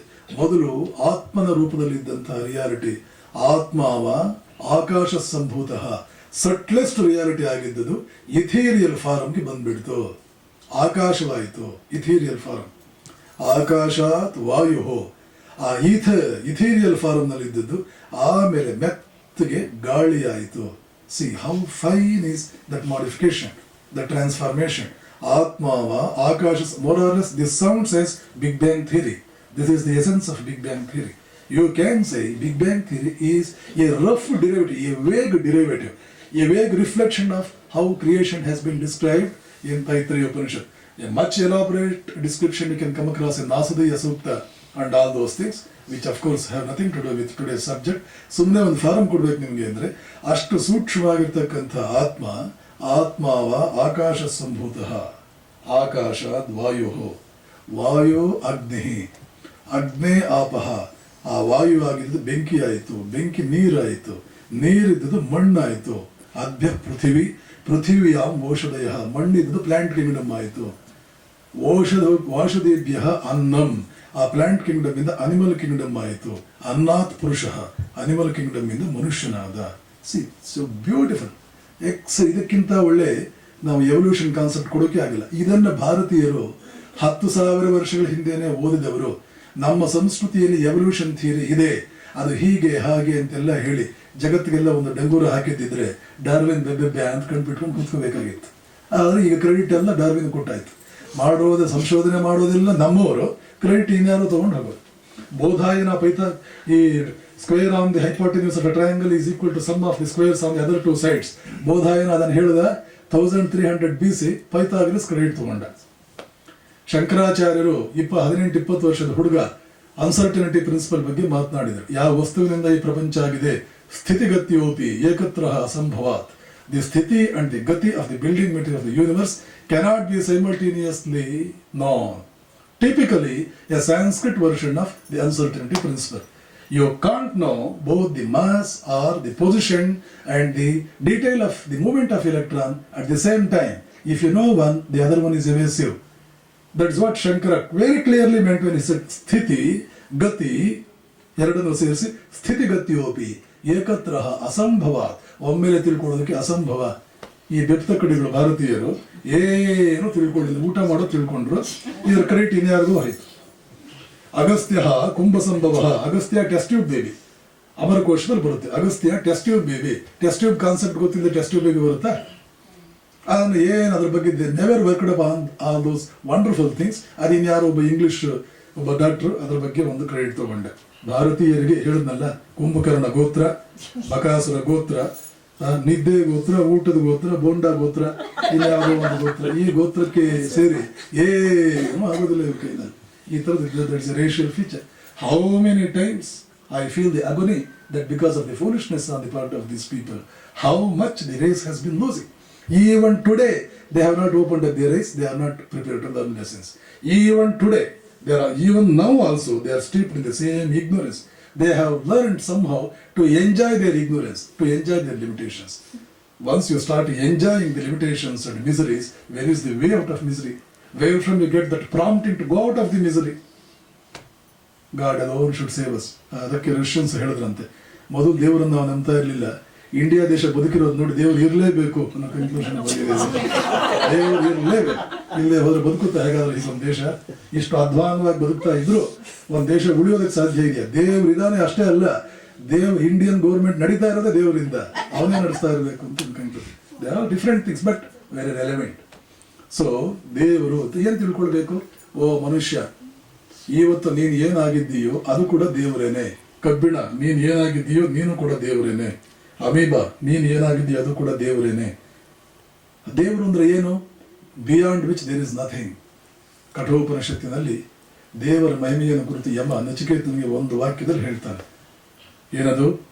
ತದು ನಾತ್ಯೇತಿ ಕಶ್ಚನ ಏತತ್ವೈತತ್. ಹೇ ನಚಿಕೇತ, ಯಾವುದನ್ನ ಮತ್ತೆ ಯಾವುದು ಮೀರಿಸಲಾರದು ಅದೇ ಆತ್ಮ. ಆತ್ಮ ಅಂದ್ರೆ ಒಂದೇ, ದೇವರು ಅಂದ್ರೆ ಒಂದೇ. ಉಪನಿಷತ್ ಭಾಷೆಯಲ್ಲಿ ಆತ್ಮ ಅಂದ್ರೆ ಒಂದೇ, ಬ್ರಹ್ಮ ಅಂದ್ರೆ ಒಂದೇ. ಬ್ರಹ್ಮ ಅಂದ್ರೆ ತ್ರಿಮೂರ್ತಿಗಳು ಬರುವ ಬ್ರಹ್ಮ ಅಲ್ಲ. ತ್ರಿಮೂರ್ತಿಗಳು ಬರುವ ಬ್ರಹ್ಮ ಅವನು ಬಹಳ ಸಣ್ಣ ಮನುಷ್ಯ, ಅವನು ಪ್ರಜಾಪತಿ ಅಂತ ಕರಿಬೇಕು, ಅವನ ನಿಜವಾಗ್ಲೂ ಹೇಳಬೇಕು ಅಂತಂದ್ರೆ. ಬ್ರಹ್ಮ ಅಂದ್ರೆ ವೇದಾಂತದ ಬ್ರಹ್ಮ ಅಥವಾ ಪರಬ್ರಹ್ಮ. ಆ ಬ್ರಹ್ಮವೇ ಮಾಯೆಗೆ ಸಿಕ್ಕಿ ಈಶ್ವರ ಸ್ಥಿತಿಗೆ ಬರ್ತಾನೆ. ಆ ಈಶ್ವರ ಸ್ಥಿತಿಗೆ ಬಂದಾಗ ಅವನಿಗೆ ಬ್ರಹ್ಮ, ವಿಷ್ಣು, ಶಿವ ಏನೇನು ಹೆಸರುಗಳು, ಇಂಡಿಕೇಶನ್ಗಳು, ಗುಣಗಳು, ರೂಪಗಳು ಇದೆಯೋ ಅದೆಲ್ಲ ಈಶ್ವರನಿಗೆ ಸಂಬಂಧಪಟ್ಟಿದ್ದೇವೆ ಹೊರತು ಅವನಿಗಿಂತಲೂ ಇನ್ನು ಮಾಯೆಯನ್ನು ಮೀರಿ, ಸ್ಪೇಸ್ ಟೈಮ್ ಕಾಸೇಷನ್ ಅನ್ನು ಮೀರಿ ಪರಬ್ರಹ್ಮ ಸ್ಥಿತಿಯಲ್ಲಿ ಇದ್ದಾನಲ್ಲ, ಅವನಿಗೆ ಯಾರು ರೆಫರೆನ್ಸ್ ಕೊಡಲ್ಲ. ನಾವು ಅವ್ನ ಲೆಕ್ಕಕ್ಕೆ ಇಲ್ಲ. ಸೊ ಯಾಕೆಂದ್ರೆ you can't say anything about him. ಅವಾಂಗ್ ಮನಸ ಗೋಚರ ಯಥೋ ವಾಚೋ ನಿವರ್ತಂತೆ ಅಪ್ರಾಪ್ಯ ಮನಸಾ ಸಹ ಉಪನಿಷತ್ ಹೇಳುತ್ತೆ. ಆ ಬ್ರಹ್ಮನನ್ನು ತಿಳ್ಕೊಳ್ಳೋದಕ್ಕೆ ಹೋಗಿ ಮಾತು ಮನಸ್ಸುಗಳು ಸುಮ್ಮನೆ ಮೌನವಾಗಿ ವಾಪಸ್ಸಾದವು. ಏನು ಹೇಳೋಕ್ಕಾಗೋದಿಲ್ಲ. ವೇದಗಳು ಏನು ಹೇಳೋದು, ಉಪನಿಷತ್ತುಗಳು ಏನು ಹೇಳೋದು. ಸೊ ಅವನ ಮಾಯೆಗೆ ಸಿಕ್ಕಿ ಈಶ್ವರ ಸ್ಥಿತಿಗೆ ಬಂದು ಇವತ್ತೇನು ಕಾಣ್ತಾ ಇದ್ದಾನೋ ಅದೇ ನಾವು ಹಲವಾರು ಹೆಸರುಗಳಿಂದ ನಾವು ಇಂಡಿಕೇಟ್ ಮಾಡ್ತಾ ಇರ್ತಕ್ಕಂಥದ್ದು. ವಾಟ್ ಎವರ್ ಇಟ್ ಈಸ್, ಆ ಬ್ರಹ್ಮವೇ 10 ಹಲವು ವಸ್ತುಗಳ ರೂಪದಲ್ಲಿ ಇದೆ. ಅದ್ಭುತವಾದಂತಹ ಸ್ಥಿತಿ ಇದೆ ಅವನಿಗೆ. ಅವನ ವೈಭವ ಇನ್ಡಿಸ್ಕ್ರೈಬಲ್, ಹೇಳೋದಕ್ಕೆ ಸಾಧ್ಯವಿಲ್ಲ, ಅಷ್ಟು ವೈಭವ ಇದೆ. ಆದರೆ ನಮ್ಮಲ್ಲಿ ನಾವು ಅವನಿಂದಲೇ ಮಾಡಲ್ಪಟ್ಟಿದ್ರೆ ನಮ್ಮಲ್ಲಿ ಯಾಕೆ ಅದು ರಿಫ್ಲೆಕ್ಟ್ ಆಗ್ತಾ ಇಲ್ಲ, ನಮ್ಮಲ್ಲಿ ಯಾಕೆ ಮ್ಯಾನಿಫೆಸ್ಟ್ ಆಗ್ತಾ ಇಲ್ಲ? ಇದರ ಬಗ್ಗೆ ರೆಫರ್ ಮಾಡಲಾಗಿದೆ ಈಗಾಗಲೇ. Now you are under the limiting influence of space, time and causation. You are under the limiting influence of, except that Parabrahman. Everyone else is under the limiting influence of space, time and causation.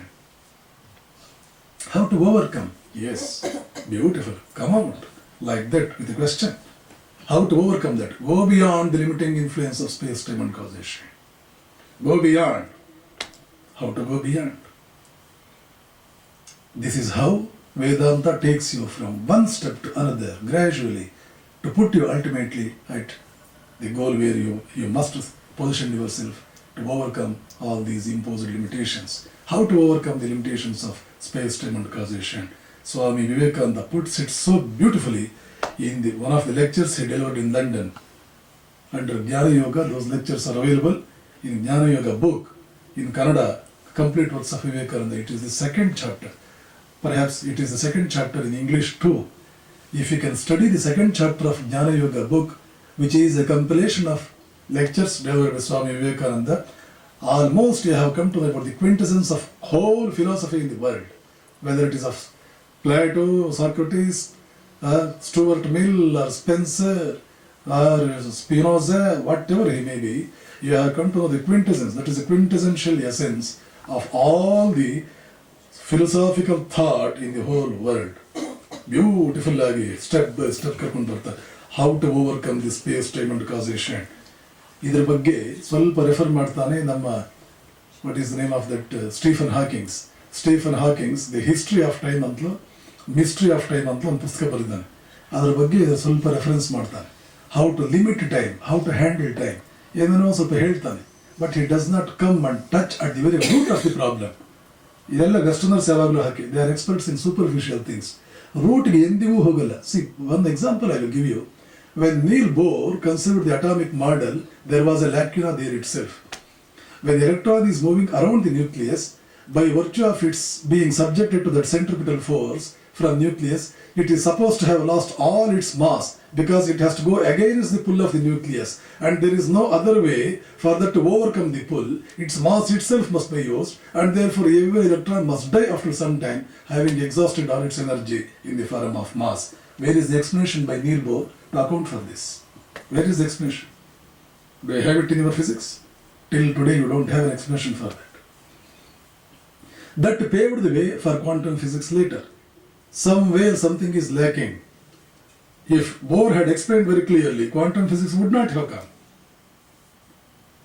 So there is no research, one Western philosopher, scientist puts, there is no discovery in the whole Western science where it is not leading to some other mystery. There is no discovery which is not leading to some other mystery. One discovery will lead you to some mystery. Tackle that mystery, come out with some discovery. It will lead you to some other mystery. Chain of mysteries you are passing through. Ultimately, you don't have light at all. You have not met with light. What is the use of it? Perhaps you are moving darkness of one frequency to darkness of another frequency. It is only moving around the frequencies which cannot supply you with the light that you want. Why? You can't deal with subject at the truth level. You are dealing with the subject at the manifestation of truth level. This is the edge that Indian philosophers have upon their counterparts elsewhere. See the beauty of their intellectual brilliance. The sages of India, several thousands of years ago, when there was no research laboratory, when there was no Institute of Science, when there was no NASA, when there was no BRC, how at all they could come out with wonderful, accurate predictions of things. ಸ್ಥಿತಿಗತ್ಯೋಪಿ ಏಕತ್ರಃ ಸಂಭವ. ಹಾಗೇನೆ ಇನ್ನೊಂದು ಹೇಳ್ತಾರೆ ಶಂಕರರು ಇನ್ನೊಂದು ಕಡೆ, ಲೋಕತ್ರಯಂ ಪ್ರವ್ಯಥಿತಂ ಪ್ರಚಲಿತಂ. ಮೂರು ಲೋಕಗಳು with enormous speed, they are moving out, they are diffusing out in all possible directions to ultimately reduce themselves to nothing. Black hole concept. As though they are the Sanskrit translations of modern discoveries in science. How it could be possible? They followed this particular teaching of Sanat Kumara to Narada. Don't make yourself tired with the study of manifestation of truth. Rather orient yourself for the study of truth itself. So they studied the truth itself. Where is the truth? Your mind contains the repository, the root of all truths. Whatever universe that you find outside, it is just a macrocosmic form of the microcosm that you have inside, which is your mind. So ಅದನ್ನು ನೀನು study ಮಾಡಿದಾಗ, manifestation ನೀನು study ಮಾಡಿದಾಗಲ್ಲ, ಟ್ರೂತ್ನೇ ನೀನು study ಮಾಡಿದ ಹಾಗಾಗುತ್ತೆ ಅಂತ ಹೇಳ್ಬಿಟ್ಟು ಸನತ್ ಕುಮಾರ ಆವತ್ತು ನಾರದನ್ ಹೇಳ್ದ. ಹೀಗೆ ದೇವರು ಅಂದ್ರೆ ಆ ದೇವರು ಅನ್ನುವಂಥದ್ದು ಇಷ್ಟು ಅದ್ಭುತಗಳಿದೆ, ಅವನಲ್ಲಿ ಇಷ್ಟೆಲ್ಲ ಪಾಸಿಬಿಲಿಟೀಸ್ ಇದೆ, ಅವನು beyond space time and causation. ನಾನೇ ಅದಾಗಿರುವಾಗ, ಅವನಲ್ಲಿ ಇಷ್ಟೆಲ್ಲ ವೈಭವ ಇದ್ದು ನಾನೇ ಅದಾಗಿರುವಾಗ ಅವನ ಮ್ಯಾನಿಫೆಸ್ಟೇಷನ್ ಪೂರ್ತಿ ಆಗೋದಕ್ಕೆ ನಾನು ಯಾಕೆ ಇನ್ನೂ ಪ್ರಯತ್ನ ಮಾಡ್ತಾ ಇಲ್ಲ ಅನ್ನೋ ಹಸಿವು ನಿಮ್ಮಲ್ಲಿ ಹುಟ್ಟಬೇಕು ಅಂದರೆ, ಅವನು ಅಂದರೆ ಏನು, ಅವನಿಗೂ ನಿಮಗೂ ಇರ್ತಕ್ಕಂಥ ಸಂಬಂಧ ಏನು, ಅವನು ಹೇಗೆ ನಿಮ್ಮಲ್ಲಿ ಕಾಯಿಲ್ಡ್ ಅಪ್ ಆಗಿದ್ದಾನೆ, ಮತ್ತು ಕಾಯಿಲ್ಡ್ ಅಪ್ ಆಗಿರೋ ಅವನನ್ನು ನೀವು ಮ್ಯಾನಿಫೆಸ್ಟ್ ಮಾಡಬೇಕಾದ್ರೆ ಏನು ಮಾಡಬೇಕು, ಇಷ್ಟೆಲ್ಲ ಪ್ರೊಸೀಜರ್ಸ್ ಗೊತ್ತಿಲ್ಲದೆ ಹೇಗಾಗುತ್ತೆ? ಇದೆಲ್ಲ ವಿಚಾರಗಳು ಗೊತ್ತಿಲ್ಲದೆ ಅವನ ಬ್ಯೂಟಿಯನ್ನು ಮ್ಯಾನಿಫೆಸ್ಟ್ ಮಾಡೋದಕ್ಕೆ ನಿಮ್ಮಲ್ಲಿ ಹೇಗಾಗುತ್ತೆ? ಇಷ್ಟನ್ನು ಪ್ರತಿ ಮನುಷ್ಯನು ತಿಳಿದುಕೊಂಡಾಗಲೇ ಅವನಿಗೆ he will come to have a real picture of the range of human possibilities. Ancient seers of India, they knew this. Therefore, O Grahastha, you need to know about the concept of Godhood, as though it is one of the most fundamental duties of you. Not only that you must know about the beauties of Godhood, how He manifests through you, and how once you are on the path of manifesting that divinehood that you are made of, how your own glory will come out in the largest possible quantum that you can ever conceive of.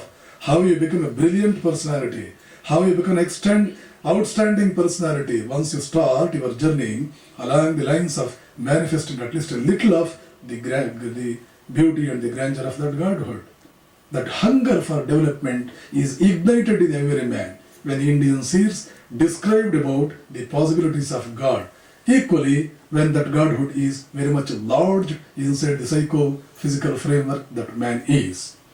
ಇಷ್ಟು ಅದ್ಭುತಗಳು ನಿನ್ನಲ್ಲಿ ಇದೆಯಲ್ಲ, ನೀನು ಕೂತ್ಕೊಂಡು ಒದ್ದಾಡ್ತಾ ಇದೆಯಲ್ಲ, ನಿನ್ನ ಜೀವನ ಹಾಳಾಗಿ ಹೋಗ್ತಾ ಇದೆಯಲ್ಲ ಅಂತ ಯಾವಾಗ ಸೇಜಸ್ ಭಾರತೀಯರಿಗೆ ಹೇಳಿದ್ರು, ಅವರ ಜೀವನದಲ್ಲಿ ಬೇರೆ ಎಲ್ಲ, no social development, no political development, no international relations, ಯಾವುದು ಎಲ್ಲಿಗಾದ್ರೂ ಹೋಗಲಿ, ನಮ್ಮ ಡ್ಯೂಟಿ, ನಮ್ಮ ಒಂದೇ ನಿಜವಾದ ಡ್ಯೂಟಿ, ಅರ್ಥಪೂರ್ಣವಾದ ಕೆಲಸ ಜೀವನದಲ್ಲಿ ಏನಂದರೆ we must manifest the divinity. That is why India neglected all other aspects of human development to the exclusion. It involved itself only in this particular vocation, how to manifest this divinity. ಈ ಒಂದೇ ಕೆಲಸಕ್ಕೆ ತನ್ನ ತೊಡಗಿಸಿಕೊಂಡು ಬೇರೆ ಎಲ್ಲ neglect ಮಾಡಿಬಿಡ್ತು. Because of that, we had to actually remain backward in so many other aspects. ಎಲ್ಲ neglect ಆಯಿತು, society ಹಾಳಾಯಿತು, ಪೊಲಿಟಿಕಲ್ ಸ್ಟ್ರೆಂತ್ ಹೋಯಿತು, ಎಕನಾಮಿಕ್ಸ್ ಹೋಯಿತು, ಎಲ್ಲ ಆಗೋಯ್ತು. ಯಾಕೆಂದ್ರೆ ಇದಕ್ಕಿಂತಲೂ ಉತ್ತಮವಾದ ಏನಿದೆ? Even a little of that is manifested means it will bring you with enormous energy, no doubt. This is the only way whereby the real strength of man could be found. ಒಬ್ಬೊಬ್ಬ ಮನುಷ್ಯನನ್ನು ಅದ್ಭುತವಾದ ವ್ಯಕ್ತಿಯನ್ನಾಗಿ ಬೆಳೆಸಬೇಕು. ಹೀಗೆ ಅದ್ಭುತವಾಗಿ ಬೆಳೆದ ವ್ಯಕ್ತಿಗಳನ್ನ ಒಂದು cementing ಏಜೆನ್ಸಿನಲ್ಲಿ ಒಂದಾಗಿ ತರಬೇಕು ಅನ್ನುವಂತಹ ಜೀವನದ ಗುರಿ ಯಾವಾಗ ಆಯಿತು, ಆವಾಗ ಒಬ್ಬೊಬ್ಬ ವ್ಯಕ್ತಿಯನ್ನು ಅದ್ಭುತವಾಗಿ ಬೆಳೆಸೋದು ಹೇಗೆ ಅನ್ನೋದಕ್ಕೆ this was the science, this was the technique they conceived and they wanted to involve the whole country in the realization of this technique and also this beautiful reality about each and every man. ಇಷ್ಟು ಮನುಷ್ಯ ತಿಳ್ಕೊಳ್ಬೇಕಾಗಿದೆ. ಪ್ರತಿ ಗೃಹಸ್ಥನ ತಿಳ್ಕೊಳ್ಬೇಕು. ಗೃಹಸ್ಥ ಇದು ದೈವಯಜ್ಞ, ಇದು ದೈವಯಜ್ಞ. ದೈವಯಜ್ಞ ಅಂದ್ರೆ ಏನು? ಇಷ್ಟೆಲ್ಲ ತಿಳ್ಕೊಳ್ಳು. ದೇವರು ಅಂತ ಯಾರಾದ್ರೂ ನಿಮ್ಮ ಮನೇಲಿ ಮಕ್ಕಳು ಪ್ರಶ್ನೆ ಮಾಡಿದ್ರೆ ಇಷ್ಟು ಎಕ್ಸ್ಪ್ಲನೇಷನ್ ನೀವು ಕೊಡಬೇಕು. ಅಮ್ಮ ಕೃಷ್ಣ ಅಂದ್ರೆ ಏನು, ಅಪ್ಪ ರಾಮ ಅಂದ್ರೆ ಏನು, ಶಿವ ಅಂದ್ರೆ ಏನು, ಅವನ 4 ಕೈಗಳಿರುತ್ತೆ, ಅವನು ಕೆಲವು ಸಲ ಹಾಲು ಕುಡಿತಾನೆ, ಕೆಲವು ಸಲ ಮೊಸರು ಕುಡಿತಾನೆ, ಕೆಲವು ಸಲ ಅವ್ರ ಜೊತೆ ಡ್ಯಾನ್ಸ್ ಮಾಡ್ತಾನೆ, ಕೆಲವು ಸಲ ಇವ್ರ ಜೊತೆ ಪಿಕ್ನಿಕ್ ಹೋಗ್ತಾನೆ, ಕೆಲವು ಸಲ ಇನ್ನೇನೋ ಮಾಡ್ತಾನೆ ಅಂತ ನೀವು ಇಷ್ಟೇ ಹೇಳ್ಬಿಟ್ರೆ ಮಾಡ್ರನ್ ಮೈಂಡ್ಗೆ ಅಪೀಲ್ ಆಗಲ್ಲ. ನಿಮ್ಮ ದೇವರಿಗೂ ನಿಮ್ಗೂ ಗುಡ್ ಬೈ ಅಂತ ಅವನು ಆ ಕಡೆ ಹೋಗ್ತಾನೆ. ಈ ಲ್ಯಾಂಗ್ವೇಜ್ ಅಲ್ಲಿ ನೀವು ಮಾತನಾಡಿದ್ರೆ ಮಾಡ್ರನ್ ಮೈಂಡ್ಸ್ ಇದನ್ನು ಎಂಜಾಯ್ ಮಾಡಲ್ವ? ಓಹ್, ದೇವರು ಅಂದ್ರೆ ಇಷ್ಟು ಅದ್ಭುತವೇ? ನಮ್ಮ ದೇಶದಲ್ಲಿ, ನಮ್ಮ ಧರ್ಮದಲ್ಲಿ ದೇವರು ಅಂದ್ರೆ ಈ ತರ ಅದ್ಭುತಗಳನ್ನೆಲ್ಲ ಹೇಳಿದಾರ? ಬೇರೆ ಎಲ್ಲೂ ಕೊಡಿ. ಸಪೋಸ್ ಯಾವನೋ ಒಬ್ಬ, see I don't mean to be sectarian, I don't mean to be creedal, I don't mean to be ethnic. The concept of religion, as just now I have presented before you, is so universal and so beautiful. Why should I remain dogmatic and thereby belittle myself to the level of a kindergarten man? Why should I want to limit myself? Why should I reduce myself almost to the level of a nothingness? So vast is my religion, so vast is the scope. How proud I am that I am here to profess this wonderful grand religion. When that is my opportunity bequeathed to me as a part of my inheritance, why at all I must lose this grand treasure? I am the last person to do it.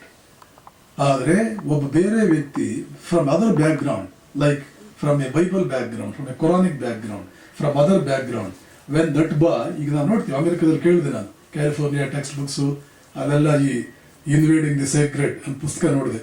Hindu concepts ಅದ್ರ professor ಹೇಳ್ತಾನೆ, Hindu concepts Kali Ganesha ಎಲ್ಲ ಹೀಗಿದ್ದಾರೆ. Hindu boys and girls they start feeling ashamed of their religion. ಯಾಕೆ? ಅವನ ಮೂರ್ಖ, Chicago ಯೂನಿವರ್ಸಿಟಿದಲ್ಲಿ ಒಬ್ಳು ಮೂರ್ಖಳಿದ್ದಾಳೆ ಅವಳು, that Doniger, what is her name? That dull-headed, blockheads, all such people. I am so sorry to know that America has got utterly foolish people as university faculties. Even in India, you can't come up. An Indian prime minister can never be as much ignorant as some university professors in American universities. So sorry to know. And some person writing most useless book on Sri Ramakrishna and Encyclopedia Britannica recommending that book as the reference book for Ramakrishna. Such things can never happen anywhere else. It can happen only in the Western Hemisphere. The other day I was dumbstruck to see a Chicago University professor translating the Sanskrit word aja as a goat. Aja in Sanskrit means goat, true. But there is also equally more predominant meaning. If you analyze the word aja, ja means birth. Aja means the one that is birthless, the Paramatman, the uncaused cause. The one original cause of which everything else is the effect. He is not, born to anything. Nothing causes him. He is Aja. ದೇವರು ಅಂತ translate ಮಾಡೋದ್ರಲ್ಲಿ ಮೇಕೆ ಅಂತ translate ಮಾಡಿ ಅಂತ ಟ್ರಾನ್ಸ್ಲೇಷನ್ಗೆಲ್ಲ currency ಕೊಡುವಂತ ಒಂದು intellectual drought ಇಲ್ಲಿ ಬಂದಿದೆ, ಅಮೆರಿಕಾಗೆ ಬಂದಿದೆ ಅಂತಂದ್ರೆ ಅದು ಏನ್ ಹೇಳೋದು ಇದಕ್ಕೆ? ಇವರು ಒಂಥರ ತಲೆ ಒಂದು ನಯ ಪೈಸೆ ತಲೆಯಲ್ಲಿ ಜೇಬು ತುಂಬ ದುಡ್ಡಿಟ್ಕೊಂಡವರು ಅಂತ ಕೆಲಸ ಯೋಚನೆ ಮಾಡ್ಬೇಕಾಗುತ್ತೆ. Their pockets are full with not an iota of brain inside their head. Such people are working as university faculties. University faculties. What a thing is that? What sort of a sorry affair is that? So whatever it is, invading the sacred ಅನ್ನುವಂಥ ಪುಸ್ತಕ ನಾನು ನೋಡಿದ್ರೆ ಈ ತರ ಎಲ್ಲ interpretations ಕೊಡ್ತಾರಂತೆ American university. See, this is Hindu gods. How foolish must be the professors that go for such interpretations. The result is Hindu boys and girls, they feel either apologetic or ashamed of their religion. Why should it be so? If there is any person who can be proud of his religion, who can ever be feeling so privileged of his religion, it is only a Hindu boy or a Hindu girl, or maximum a Buddhist boy or a Buddhist girl. When that is the treasure of your religion, because parents don't know, Because children, when parents don't know, children cannot know. Parents don't know, children cannot know. ಅವ್ರಿಗೂ ಗೊತ್ತಿಲ್ಲ, ಇವ್ರಿಗೂ ಗೊತ್ತಿಲ್ಲ. If only we could have boys and girls in the classroom, whereby then and there itself they could counter the disputation or the presentation put forth by the professor. Professor, this is not so, you are wrong. This is how it is exactly. If a sort of confrontation like this could be made inside the classroom, how would have been the situation? And how much justice could have been offered to the truth? Not that you need to save Hinduism. You need not save Hinduism. Krishna is there to save Hinduism under any circumstances. You need not save your Hinduism. Can I interrupt? To the end. You may talk at the end. Because that will deviate the subject from the central path. So, ಹೀಗೆ ಯಾಕೆ ಆಗ್ತಾ ಇಲ್ಲ ಇದು? Because we don't know the conceptual realities. ಯಾವುದಕ್ಕೂ there is a metaphysical explanation for every concept of godhood that Hinduism has. There is a metaphysical explanation. That is the reality. ಅದು ಎಲ್ಲರಿಗೂ ಅರ್ಥವಾಗೋದಿಲ್ಲ. ಆ ಪರಬ್ರಹ್ಮನ್ concept ಅನ್ನೋದು, ಆ ದೇವತೆ ಎನ್ನುವಂಥ ಕಾನ್ಸೆಪ್ಟ್ ಎಲ್ಲರಿಗೂ ಅರ್ಥವಾಗೋದಿಲ್ಲ. ಅದನ್ನು ಅರ್ಥ ಮಾಡಿಸಬೇಕು ಅಂತ ಹೇಳಿಬಿಟ್ಟು ಈಶ್ವರದ ಕಾನ್ಸೆಪ್ಟ್ ಬಂದಿರೋದು. ಅಲ್ಲಿಂದ ಕೆಳಗಡೆಗೆ ಅವತಾರಗಳ ಕಾನ್ಸೆಪ್ಟ್ ಬಂದಿರೋದು. ಆ ಅವತಾರಗಳು ಬಹಳ ಜನರಿಗೆ ಅರ್ಥವಾಗದೆ ಹೋಗ್ಬೋದು ಅಂತ ಹೇಳ್ಬಿಟ್ಟು ಪುರಾಣಗಳು ಬಂದಿರೋದು. ಇವರು ಪುರಾಣಗಳನ್ನು ರೆಫರೆನ್ಸ್ ಆಗಿ ತೆಗೆದುಕೊಂಡು ಎಲ್ಲಿಂದಲೋ ಕೆಳಮಟ್ಟಕ್ಕೆ ಬಂದು ಅದರ ಬೇಸಿಸ್ ಮೇಲೆ ಆ ಒರಿಜಿನಲ್ ಮೆಟಾಫಿಸಿಕಲ್ ಎಕ್ಸ್ಪ್ಲನೇಷನ್ಗೇನೆ ಇವ್ರು ಏನೇನೋ ಒಂದು ಇಂಜಸ್ಟಿಸ್ ಮಾಡೋದು ಅಂತಂದ್ರೆ, ಡಿಸ್ಟಾರ್ಟೆಡ್ ವರ್ಷನ್ಸ್ ಕೊಡೋದು ಅಂತಂದ್ರೆ ಸಮಥಿಂಗ್ ರಿಯಲಿ ಬ್ಯಾಡ್. ಅದೇನೇ ಇರಲಿ, ಅದು ನಾವೇನು ನೋಡ್ಕೊಂಡು ಹೇಗಿದ್ರು ಅವನ ಪ್ರಶ್ನೆ ಎತ್ತೋರು ಇದ್ದಾರೆ ಕೊನೆಗೆ. ಆದ್ದರಿಂದ ಅವಾಗ ನಾವು ನೋಡ್ಕೊಂಡು ದೈವ ಯಜ್ಞ ಅಂತಂದ್ರೆ ದೇವತೆ ಅಂದ್ರೆ ಏನು ಅಂತ ತಿಳ್ಕೊಳ್ಳೋದು. See the beauty of the concept. Every bit of this is found in the Upanishads. After all, there are 10 Upanishads. Earlier, 108 Upanishads were there, most of which today are not available. Only 10 Upanishads. And every Upanishad has been thoroughly described, thoroughly interpreted by Acharyas way back in 7th century to 12th century, 14th century. In recent times, we have got great pioneers like Swami Vivekananda and a great man of the stature of Swami Ranganathananda, who has given the beautiful interpretation of all Upanishadic statements and all that in his book, The Message of Upanishads. With all that, why should we remain ignorant of all these grand truths? Because we don't know the reason. Whatever it is, this is one of the most important and primary duties of every householder. ಪ್ರತಿ ಗೃಹಸ್ಥ. ಏಕೆಂದರೆ ಈ ದೇವರು ಅನ್ನೋ concept ಒಂದಲ್ಲ ಒಂದು ರೀತಿಯಲ್ಲಿ ನಮ್ಮ ಪ್ರತಿನಿತ್ಯದ ಜೀವನದಲ್ಲಿ ಬಂದೇ ಬರುತ್ತೆ. ಅದು ಮೂಗು ಹಾಕುತ್ತೆ. ಅರ್ಜುನ ನಾನು ಯುದ್ಧ ಮಾಡೋದಿಲ್ಲ ಅಂತ ಹೇಳಿದಾಗ ಕೃಷ್ಣ ಅವನಿಗೆ ಎಕ್ಸ್ಪ್ಲನೇಷನ್ ಕೊಟ್ಟಿದ್ದು ನೀನು ಮಾಡಬೇಕು ಅಂತ. ಹೇಗೆ ಎಕ್ಸ್ಪ್ಲನೇಷನ್ ಕೊಟ್ಟ? ದೇವರು ಅಂದ್ರೆ ಏನು ಅಥವಾ ಆತ್ಮ ಅಂದ್ರೆ ಏನು ಅಂತ ಹೇಳೋದ್ರ ಮೂಲಕ. ಭಗವದ್ಗೀತೆ ಪ್ರಾರಂಭ ಆಗೋದು ಹೇಗೆ? ಅಶೋಚ್ಯ ನನ್ನ ಶೋಚಸ್ತಂ ಪ್ರಜ್ಞಾವಾದಾಂಶ ಭಾಷಸೆ ಅಂತ ಪ್ರಾರಂಭವಾದರೂ ನಿಜವಾಗಲೂ ಟೀಚಿಂಗ್ ಶುರುವಾಗಿದ್ದು ಅವಿನಾಶಿತ ತದ್ವಿದ್ಯೆ ಏನ ಸರ್ವವಿದಂ ತತಂ ವಿನಾಶಂ ಅವ್ಯಯಸ್ಯಾಸ್ಯ ನ ಕಶ್ಚಿತ್ ಕರ್ತುಮರ್ಹತಿ. ನೀನು ಅವಿನಾಶಿ ಎನ್ನುವಂತಹದ್ದನ್ನು ತಿಳ್ಕೊ ಅರ್ಜುನ. ನಾನು ಯುದ್ಧ ಮಾಡೋದಿಲ್ಲ ಅಂತ ಅರ್ಜುನ ಹೇಳೋದಕ್ಕೂ ನೀನು ಆತ್ಮಸ್ವರೂಪಿ ಅರ್ಜುನ ಅಂತ ಕೃಷ್ಣ ಹೇಳೋದಕ್ಕೂ ಏನು ಸಂಬಂಧವೇನು? ಸಂಬಂಧ ಇದೆ, ಅದನ್ನು ಹೇಳಬೇಕಾಗುತ್ತೆ. ಮನುಷ್ಯ ಜೀವನದಲ್ಲಿ ನಮ್ಮ ಕರ್ತವ್ಯ ಅನ್ನುವಂಥದ್ದು ಏನು? ಅವರನ್ನು ಕೊಲ್ಲೋದ್ರ ನನ್ನ ಕರ್ತವ್ಯವೋ, ಅವರನ್ನು ಕೊಲ್ಲಬಾರದು ಅನ್ನುವಂಥದ್ದು ನನ್ನ ಕರ್ತವ್ಯ ಅನ್ನುವಂಥದ್ದು ನಿನಗೇನಾದ್ರೂ ಒಂದು ಕನ್ಫ್ಯೂಷನ್ ಬಂದಾಗ ಅರ್ಜುನ, ನೀನು ನಿನ್ನ ಇಂಡಿವಿಜುವಲ್ ಫ್ಯಾನ್ಸಿ ಪ್ರಕಾರ ನೀನು ಡಿಸಿಷನ್ಸ್ ತಗೊಳ್ಬಾರ್ದು. ನಿನಗೆ ಯಾವ್ದು ಬೇಕು ಅಂತ ಅನ್ಸುತ್ತೋ ಅದನ್ನು ಮಾಡೋದು, ಯಾವ್ದು ಬೇಡ ಅಂತ ಅನ್ಸುತ್ತೋ ಅದನ್ನು ಮಾಡಬಾರ್ದು. You can't be impulsive. ಏನ್ ಮಾಡ್ಬೇಕಾಗಾದ್ರೆ ತಸ್ಮಾತ್ ಶಾಸ್ತ್ರಂ ಪ್ರಮಾಣಂತೆ ಕಾರ್ಯವು ವ್ಯವಸ್ಥಿತ.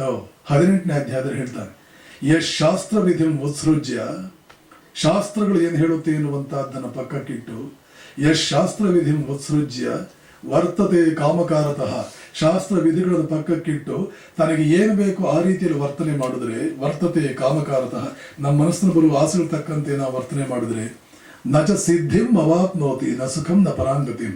ಯಾವ ಸಿದ್ಧಿ ಬೇಕು ಅಂತ ಹೊರಟಿದೆಯೋ ಆ ಸಿದ್ಧಿ ಸಿಗೋದಿಲ್ಲ. ನಚ ಸಿದ್ಧಿಂ ಅವಾಪ್ನೋತಿ ನ ಸುಖಂ ನ ಪರಾಂಗತಿಂ. ಸುಖವೂ ಇಲ್ಲ. ಸುಖ ಅಂದ್ರೆ ಏನು? ಇಹಲೋಕದಲ್ಲಿ ಸುಖ. ಪರಾಂಗತಿಂ ಅಂದ್ರೆ ಪರಲೋಕದಲ್ಲಿ ಉತ್ತಮವಾದಂತಹ ಒಂದು ಗತಿ. ಇಲ್ಲಿಯೂ ಇಲ್ಲ, ಅಲ್ಲಿಯೂ ಇಲ್ಲ. ಶಾಸ್ತ್ರ ವಿಧಿಯನ್ನು ಪಕ್ಕಕ್ಕಿಟ್ಟು ನೀನೇನೇನೋ ಮಾಡೋದಕ್ಕೆ ನಿನ್ಗೇನು ಅನ್ಸ್ಬೇಕು ಏನು ಮಾಡಬೇಕು ಅಂತ ಅನ್ಸುತ್ತೋ ಅದನ್ನು ಮಾಡಿಬಿಟ್ರೆ, ಯಾರ್ಯಾರು ತಮಗೆ ಏನು ಮಾಡಬೇಕು ಅಂತ ಅನ್ಸುತ್ತೋ ಅದನ್ನು ಮಾಡಿದ್ದಾರೋ ಇನ್ವೇರಿಯಬಲಿ ಅವ್ರಿಗೆಲ್ಲರಿಗೂ ಇಂಥ ಸ್ಥಿತಿನೇ ಬಂದಿದೆ. ಸ್ವಲ್ಪ ಹೆಚ್ಚು ಕಡಿಮೆ ನಾವು ಗೊತ್ತಾಗುತ್ತೆ. ಆದರೆ ಒಂದು ಮೆಥಡ್ ಇದೆ. the methodology or the path, every individual case, irrespective of time, irrespective of space, beyond time and beyond space. ಆ ಶ್ರುತಿಗಳನ್ನೇ ಶಾಸ್ತ್ರ ಅಂತ ಇಲ್ಲಿ ಕೃಷ್ಣ ಕರೆಯೋದು. ಶಾಸ್ತ್ರ ವಿಧಿಯನ್ನು ಪಕ್ಕಕ್ಕಿಟ್ಟು ಇಷ್ಟ ಬಂದ ಹಾಗೆ ಮಾಡೋದಲ್ಲ ಅಂತ ಅವನು ಹೇಳೋದಕ್ಕೂ, ನಾನು ಯುದ್ಧ ಮಾಡೋದಿಲ್ಲ ಅಂತ ಇವನು ಹೇಳೋದಕ್ಕೂ ಸಂಬಂಧ ಇದೆ. ಜೀವನದಲ್ಲಿ ಯಾವುದೇ ನಾನು ಹೀಗೆ ಬದುಕಬೇಕು, ಸ್ನಾನ ಮಾಡಬೇಕು ಯಾಕೆ, ಅದಕ್ಕೆ ಎಕ್ಸ್ಪ್ಲನೇಷನ್ ಇಲ್ಲೇ. ಮದುವೆ ಮಾಡ್ಕೊಳ್ಬೇಕಾ ಬೇಡವಾ, ಅದಕ್ಕೆ ಎಕ್ಸ್ಪ್ಲನೇಷನ್ ಇಲ್ಲೇ. ಮಾಡಿಕೊಂಡ್ರೆ ಎಂಥವ್ರು ಮಾಡ್ಕೋಬೇಕು, ಅದಕ್ಕೆ ಎಕ್ಸ್ಪ್ಲನೇಷನ್ ಇಲ್ಲೇ. ನಾನು ಸಂಪಾದನೆ ಮಾಡಬೇಕಾದ್ರೆ ಹೇಗೆ ಮಾಡಬೇಕು, ಮಾಡಿದ ಸಂಪಾದನೆಯನ್ನು ಯಾವ ರೀತಿ ಖರ್ಚು ಮಾಡಬೇಕು, ಪ್ರತಿಯೊಂದಕ್ಕೂ ಎಕ್ಸ್ಪ್ಲನೇಷನ್ ಎಲ್ಲಿ ಅಂತಂದ್ರೆ ನಿನ್ನ ನೇಚರ್ ಏನು, ಜೀವನದಲ್ಲಿ ನಿನ್ನ ಗುರಿ ಏನು, ಇಲ್ಲೇ ಎಕ್ಸ್ಪ್ಲನೇಷನ್ ಬರುವಂತಹದ್ದು. ಇನ್ಫ್ಯಾಕ್ಟ್ ಒಬ್ಬ ವೆಸ್ಟರ್ನ್ ಫಿಲಾಸಫರ್ ಕೂಡ ಹೇಳ್ತಾನೆ, ನಾವು ಯಾವುದು ಒಳ್ಳೆಯದು ಕೆಟ್ಟದ್ದು ಅಂತ ತಿಳ್ಕೊಳ್ಬೇಕಾದ್ರೆ ಆ ಅಲ್ಟಿಮೇಟ್ ಟ್ರೂತ್ ಏನಿದೆಯೋ ಅದರ ಕಾನ್ಸೆಪ್ಟ್ ಎಂದು ಗೊತ್ತಾಗೋದಿಲ್ಲ. ಅದು ಇಂಟರ್ಪರ್ಸನಲ್ ರಿಲೇಷನ್ಸ್ ಅಷ್ಟೇ ಅಲ್ಲ, ಈವನ್ ಎಕನಾಮಿಕ್ಸ್ ಪಾಲಿಟಿಕ್ಸ್ನಲ್ಲೂ ಕೂಡ ಯಾವ ಪಾಲಿಸೀಸ್ ನಾವು ತಗೊಳ್ಬೇಕು ಅಂತ ಅನ್ನೋದು ಅದಕ್ಕೆ ಬೇಸಿಸ್ ಏನು ಅಂತಂದ್ರೆ what is the ultimate reality ಅನ್ನುವಂಥ ನಾಲೆಡ್ಜ್ ಅದರ basis. Therefore far from remaining irrelevant, the metaphysical truths are the ultimately the deciding factors in all works of life. Some western philosopher whose name I have just now forgotten. So ಆ ಥರ ಹೇಳ್ತಾರೆ. Now even Westerners are trying to understand the significance and importance of metaphysical truths even in workaday life, leave alone the spiritual forms, spiritual expressions of human activity. So ಇದು ಆದ್ದರಿಂದ ಗೃಹಸ್ಥನಿಗೆ ಹೇಳ್ತಾರೆ, ನಿನಗೆ ದೇವರ concept ಅನ್ನುವಂಥದ್ದು ಎಷ್ಟು ಮುಖ್ಯ, ನೀನು ಅದ್ರ ಬಗ್ಗೆ ತಿಳ್ಕೊಳ್ಬೇಕು, ಸ್ಪಷ್ಟವಾಗಿ ತಿಳ್ಕೊಳ್ಬೇಕು. ತಿಳ್ಕೊಂಡ ಜೊತೆಗೇನೆ ನಿನ್ನ ಮನೆಯಲ್ಲಿ ನಿನ್ನನ್ನು ಯಾರು ಆಶ್ರಯಿಸಿರ್ತಾರೋ, ನಾಲೆಡ್ಜ್ಗಾಗಿ ಯಾರು ಆಶ್ರಯಿಸಿರ್ತಾರೋ, ವಿಶೇಷವಾಗಿ ನಿನ್ನ ಮಕ್ಕಳು, ಅವರಿಗೆ ತಿಳುವಳಿಕೆ ಕೊಡಬೇಕು. ಇದು ದೈವಯಜ್ಞ, ಗೃಹಸ್ಥರ ಕರ್ತವ್ಯಗಳಲ್ಲಿ ಮೊದಲನೇ ಯಜ್ಞ. ಇದನ್ನೊಂದನ್ನೇ ಕರೆಕ್ಟಾಗಿ ಮಾಡಿಬಿಟ್ರೆ 90% ನಮ್ಮ ಸಮಸ್ಯೆಗಳು ಸಾಲ್ವ್ ಆಗುತ್ತೆ. 90% ನಮ್ಮ ಸಮಸ್ಯೆ ಯಾಕೆ ಅನ್ನೋ ಪ್ರಶ್ನೆ ಬಂದಾಗ ಇದೇ ಕಾರಣ. ಇದನ್ನು ನೀವು ಮಾಡಬೇಕು, ಇದನ್ನು ಮಾಡಬಾರ್ದು. ಯಾಕೆ ಅಂದರೆ ಇದನ್ನು ಮಾಡುವುದರಿಂದ ಇವರ ಎವಲ್ಯೂಷನ್ ವಿಲ್ ಗೆಟ್ ಎನ್ಹ್ಯಾನ್ಸ್ಡ್. ಇದನ್ನು ನೀನು ಮಾಡದೇ ಇರೋದ್ರಿಂದ ಇವರ ಎವಲ್ಯೂಷನ್ ವಿಲ್ ಗೆಟ್ ಎನ್ಹ್ಯಾನ್ಸ್ಡ್. ಆದ್ದರಿಂದ ಇದನ್ನು ಮಾಡಬೇಡ. ಇದನ್ನು ಮಾಡುವುದರಿಂದ human evolution is something that is entirely in the hands of human being. In all other living beings, evolution is a mercy. It is an act of mercy shown to that being by the nature. The uniqueness of man is that he can conduct the process of evolution with whole thing kept in his own hand. He can conduct, he can drive, he can govern the process of evolution. But ಹಾಗಂತ ಹೇಳ್ಬಿಟ್ಟು ನೀವು ಹೇಗೆ ಮಾಡಿದ್ರೆ evolution ಬರಲ್ಲ. There are ways of enhancing, there are ways of dragging back also. ಯಾವುದನ್ನು ನಾವು evolution ಇದು enhance ಮಾಡುತ್ತೆ, ಆಕ್ಸಲರೇಟ್ ಮಾಡುತ್ತೆ ಅಂತ ಯಾವುದನ್ನು ಹೇಳ್ತೇವೆ, ಯಾವ್ದು ಎನ್ಹ್ಯಾನ್ಸ್ ಮಾಡುತ್ತೋ, ಆಕ್ಸಲರೇಟ್ ಮಾಡುತ್ತೋ ಅದನ್ನೇ ಪುಣ್ಯ ಅಂತ ಕರಿತೇವೆ. ಯಾವುದು ಎವಲ್ಯೂಷನ್ ಕಡಿಮೆ ಮಾಡಿ ಹಿಂದಿಂದಕ್ಕೆ ತಗೊಂಡು ಹೋಗುತ್ತೋ ಅದನ್ನೇ ಪಾಪ ಅಂತ ಕರಿತೇವೆ. ಪುಣ್ಯ ಪಾಪಗಳ ರೆಲೆವೆನ್ಸ್ ಅಂದ್ರೆ ಹೀಗೆ, ಧರ್ಮ ಅಧರ್ಮಗಳ ರೆಲೆವೆನ್ಸ್ ಹೀಗೆ. ಇದೆಲ್ಲ ಗೊತ್ತಾಗೋದು ದೈವಯಜ್ಞ ಅನ್ನುವ ಸ್ಪೆಕ್ಟ್ರಮ್ನಲ್ಲಿ ಇದೆಲ್ಲ ಕಾನ್ಸೆಪ್ಟ್ಸ್ ಬರುತ್ತೆ.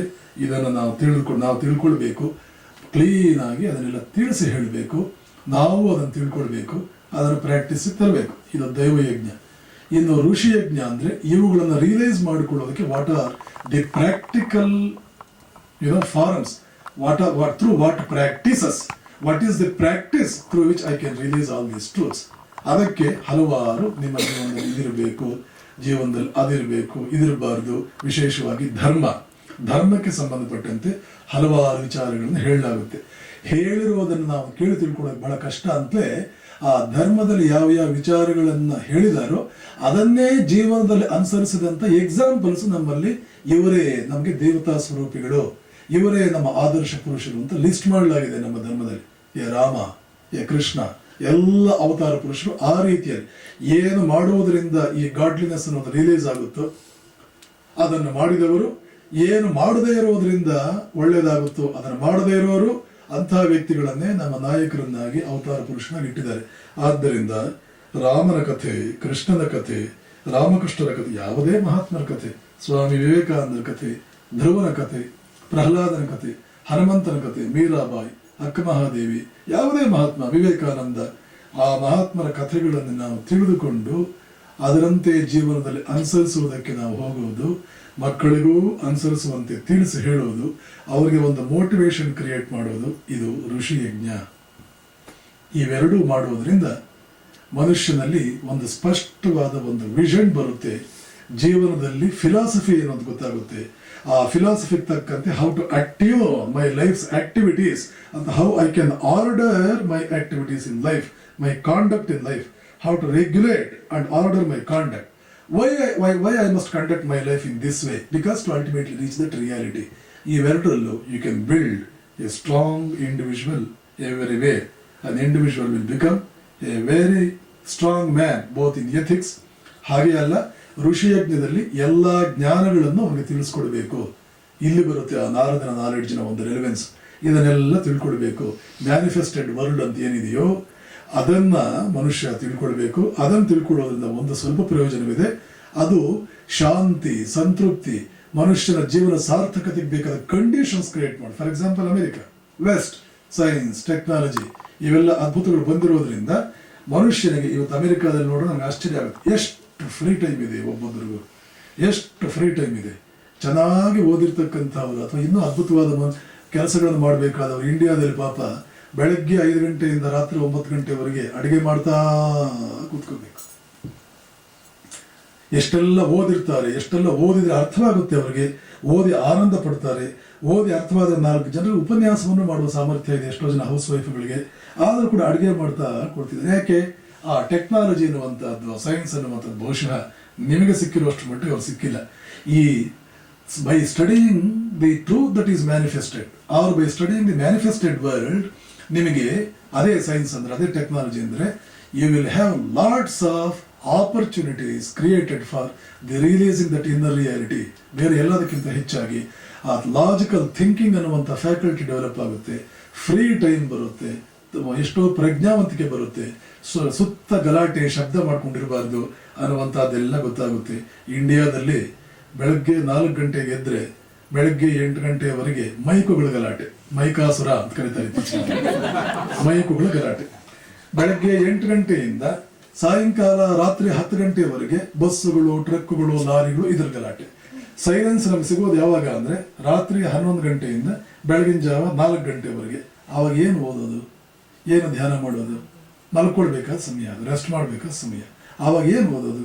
ಆದ್ದರಿಂದಲೇ ಪಾಪ ಇಂಡಿಯಾದಲ್ಲಿ ಎಷ್ಟೋ ವಿದ್ಯಾರ್ಥಿಗಳು ರಾತ್ರಿ 10 ಗಂಟೆಯಿಂದ ಬೆಳಗಿನ ಜಾವ 3 ಗಂಟೆವರೆಗೆ ಓದಿ 3 ಗಂಟೆಗೆ ಮಲ್ಕೊಂಡು 10 ಗಂಟೆಗೆ ಹೇಳೋದನ್ನು ಕಲ್ತ್ಕೊಳ್ತಾ ಇದ್ದಾರೆ. ಏನು ಮಾಡೋಕ್ಕಾಗಲ್ಲ, ಹೆಲ್ಪ್ಲೆಸ್. ಬೇರೆ ಯಾವ ಟೈಮ್ ಓದೋದಕ್ಕೆ ಸೈಲೆನ್ಸ್ ಇದ್ರೆ ತಾನೆ. ನಾನೇ ಬೇರೆ ಯಾಕೆ ಹೇಳಬೇಕು, ನಾನೇ ಓದುವಾಗ ರಾತ್ರಿ 2 ಗಂಟೆ ಮಲಗ್ತಾ ಇದ್ದೆ. SLC ವರೆಗೆ ಹಳ್ಳಿನಲ್ಲಿದ್ದಾಗ 9:00 ಮಲ್ಕೊಂಡು 4:00 ಹೇಳ್ತಾ ಇದ್ದಂಥ ಹುಡುಗ ಬೆಂಗಳೂರಿಗೆ ಬಂದಿದ್ದು PUC ಓದೋಣ, ಮುಂದೆ ಓದೋಣ ಅಂತ ಹೇಳ್ಬಿಟ್ಟು ರಾತ್ರಿ 2 ಗಂಟೆಗೆ ಓದಿ ಬೆಳಗಿನ ಜಾವ 8 ಗಂಟೆಗೆ, 7 ಗಂಟೆಗೆ ಮುಂಚೆ ಅಂತಲೂ ಯಾರು ಹೇಳೋದೇ ಇಲ್ಲ. ಯಾಕೆ ಅಂತಂದ್ರೆ ಕೆಲವರೆಲ್ಲ ಹೇಳ್ತಾರೆ, ಸ್ವಾಮೀಜಿ ಆ ನಂಬರ್ಗೆ 7 ಅಂತ ಹೆಸರು ಬಂದಿರೋದೇ ಅಷ್ಟೊತ್ತಿಗೆ ಹೇಳಬೇಕು ಅಂತ.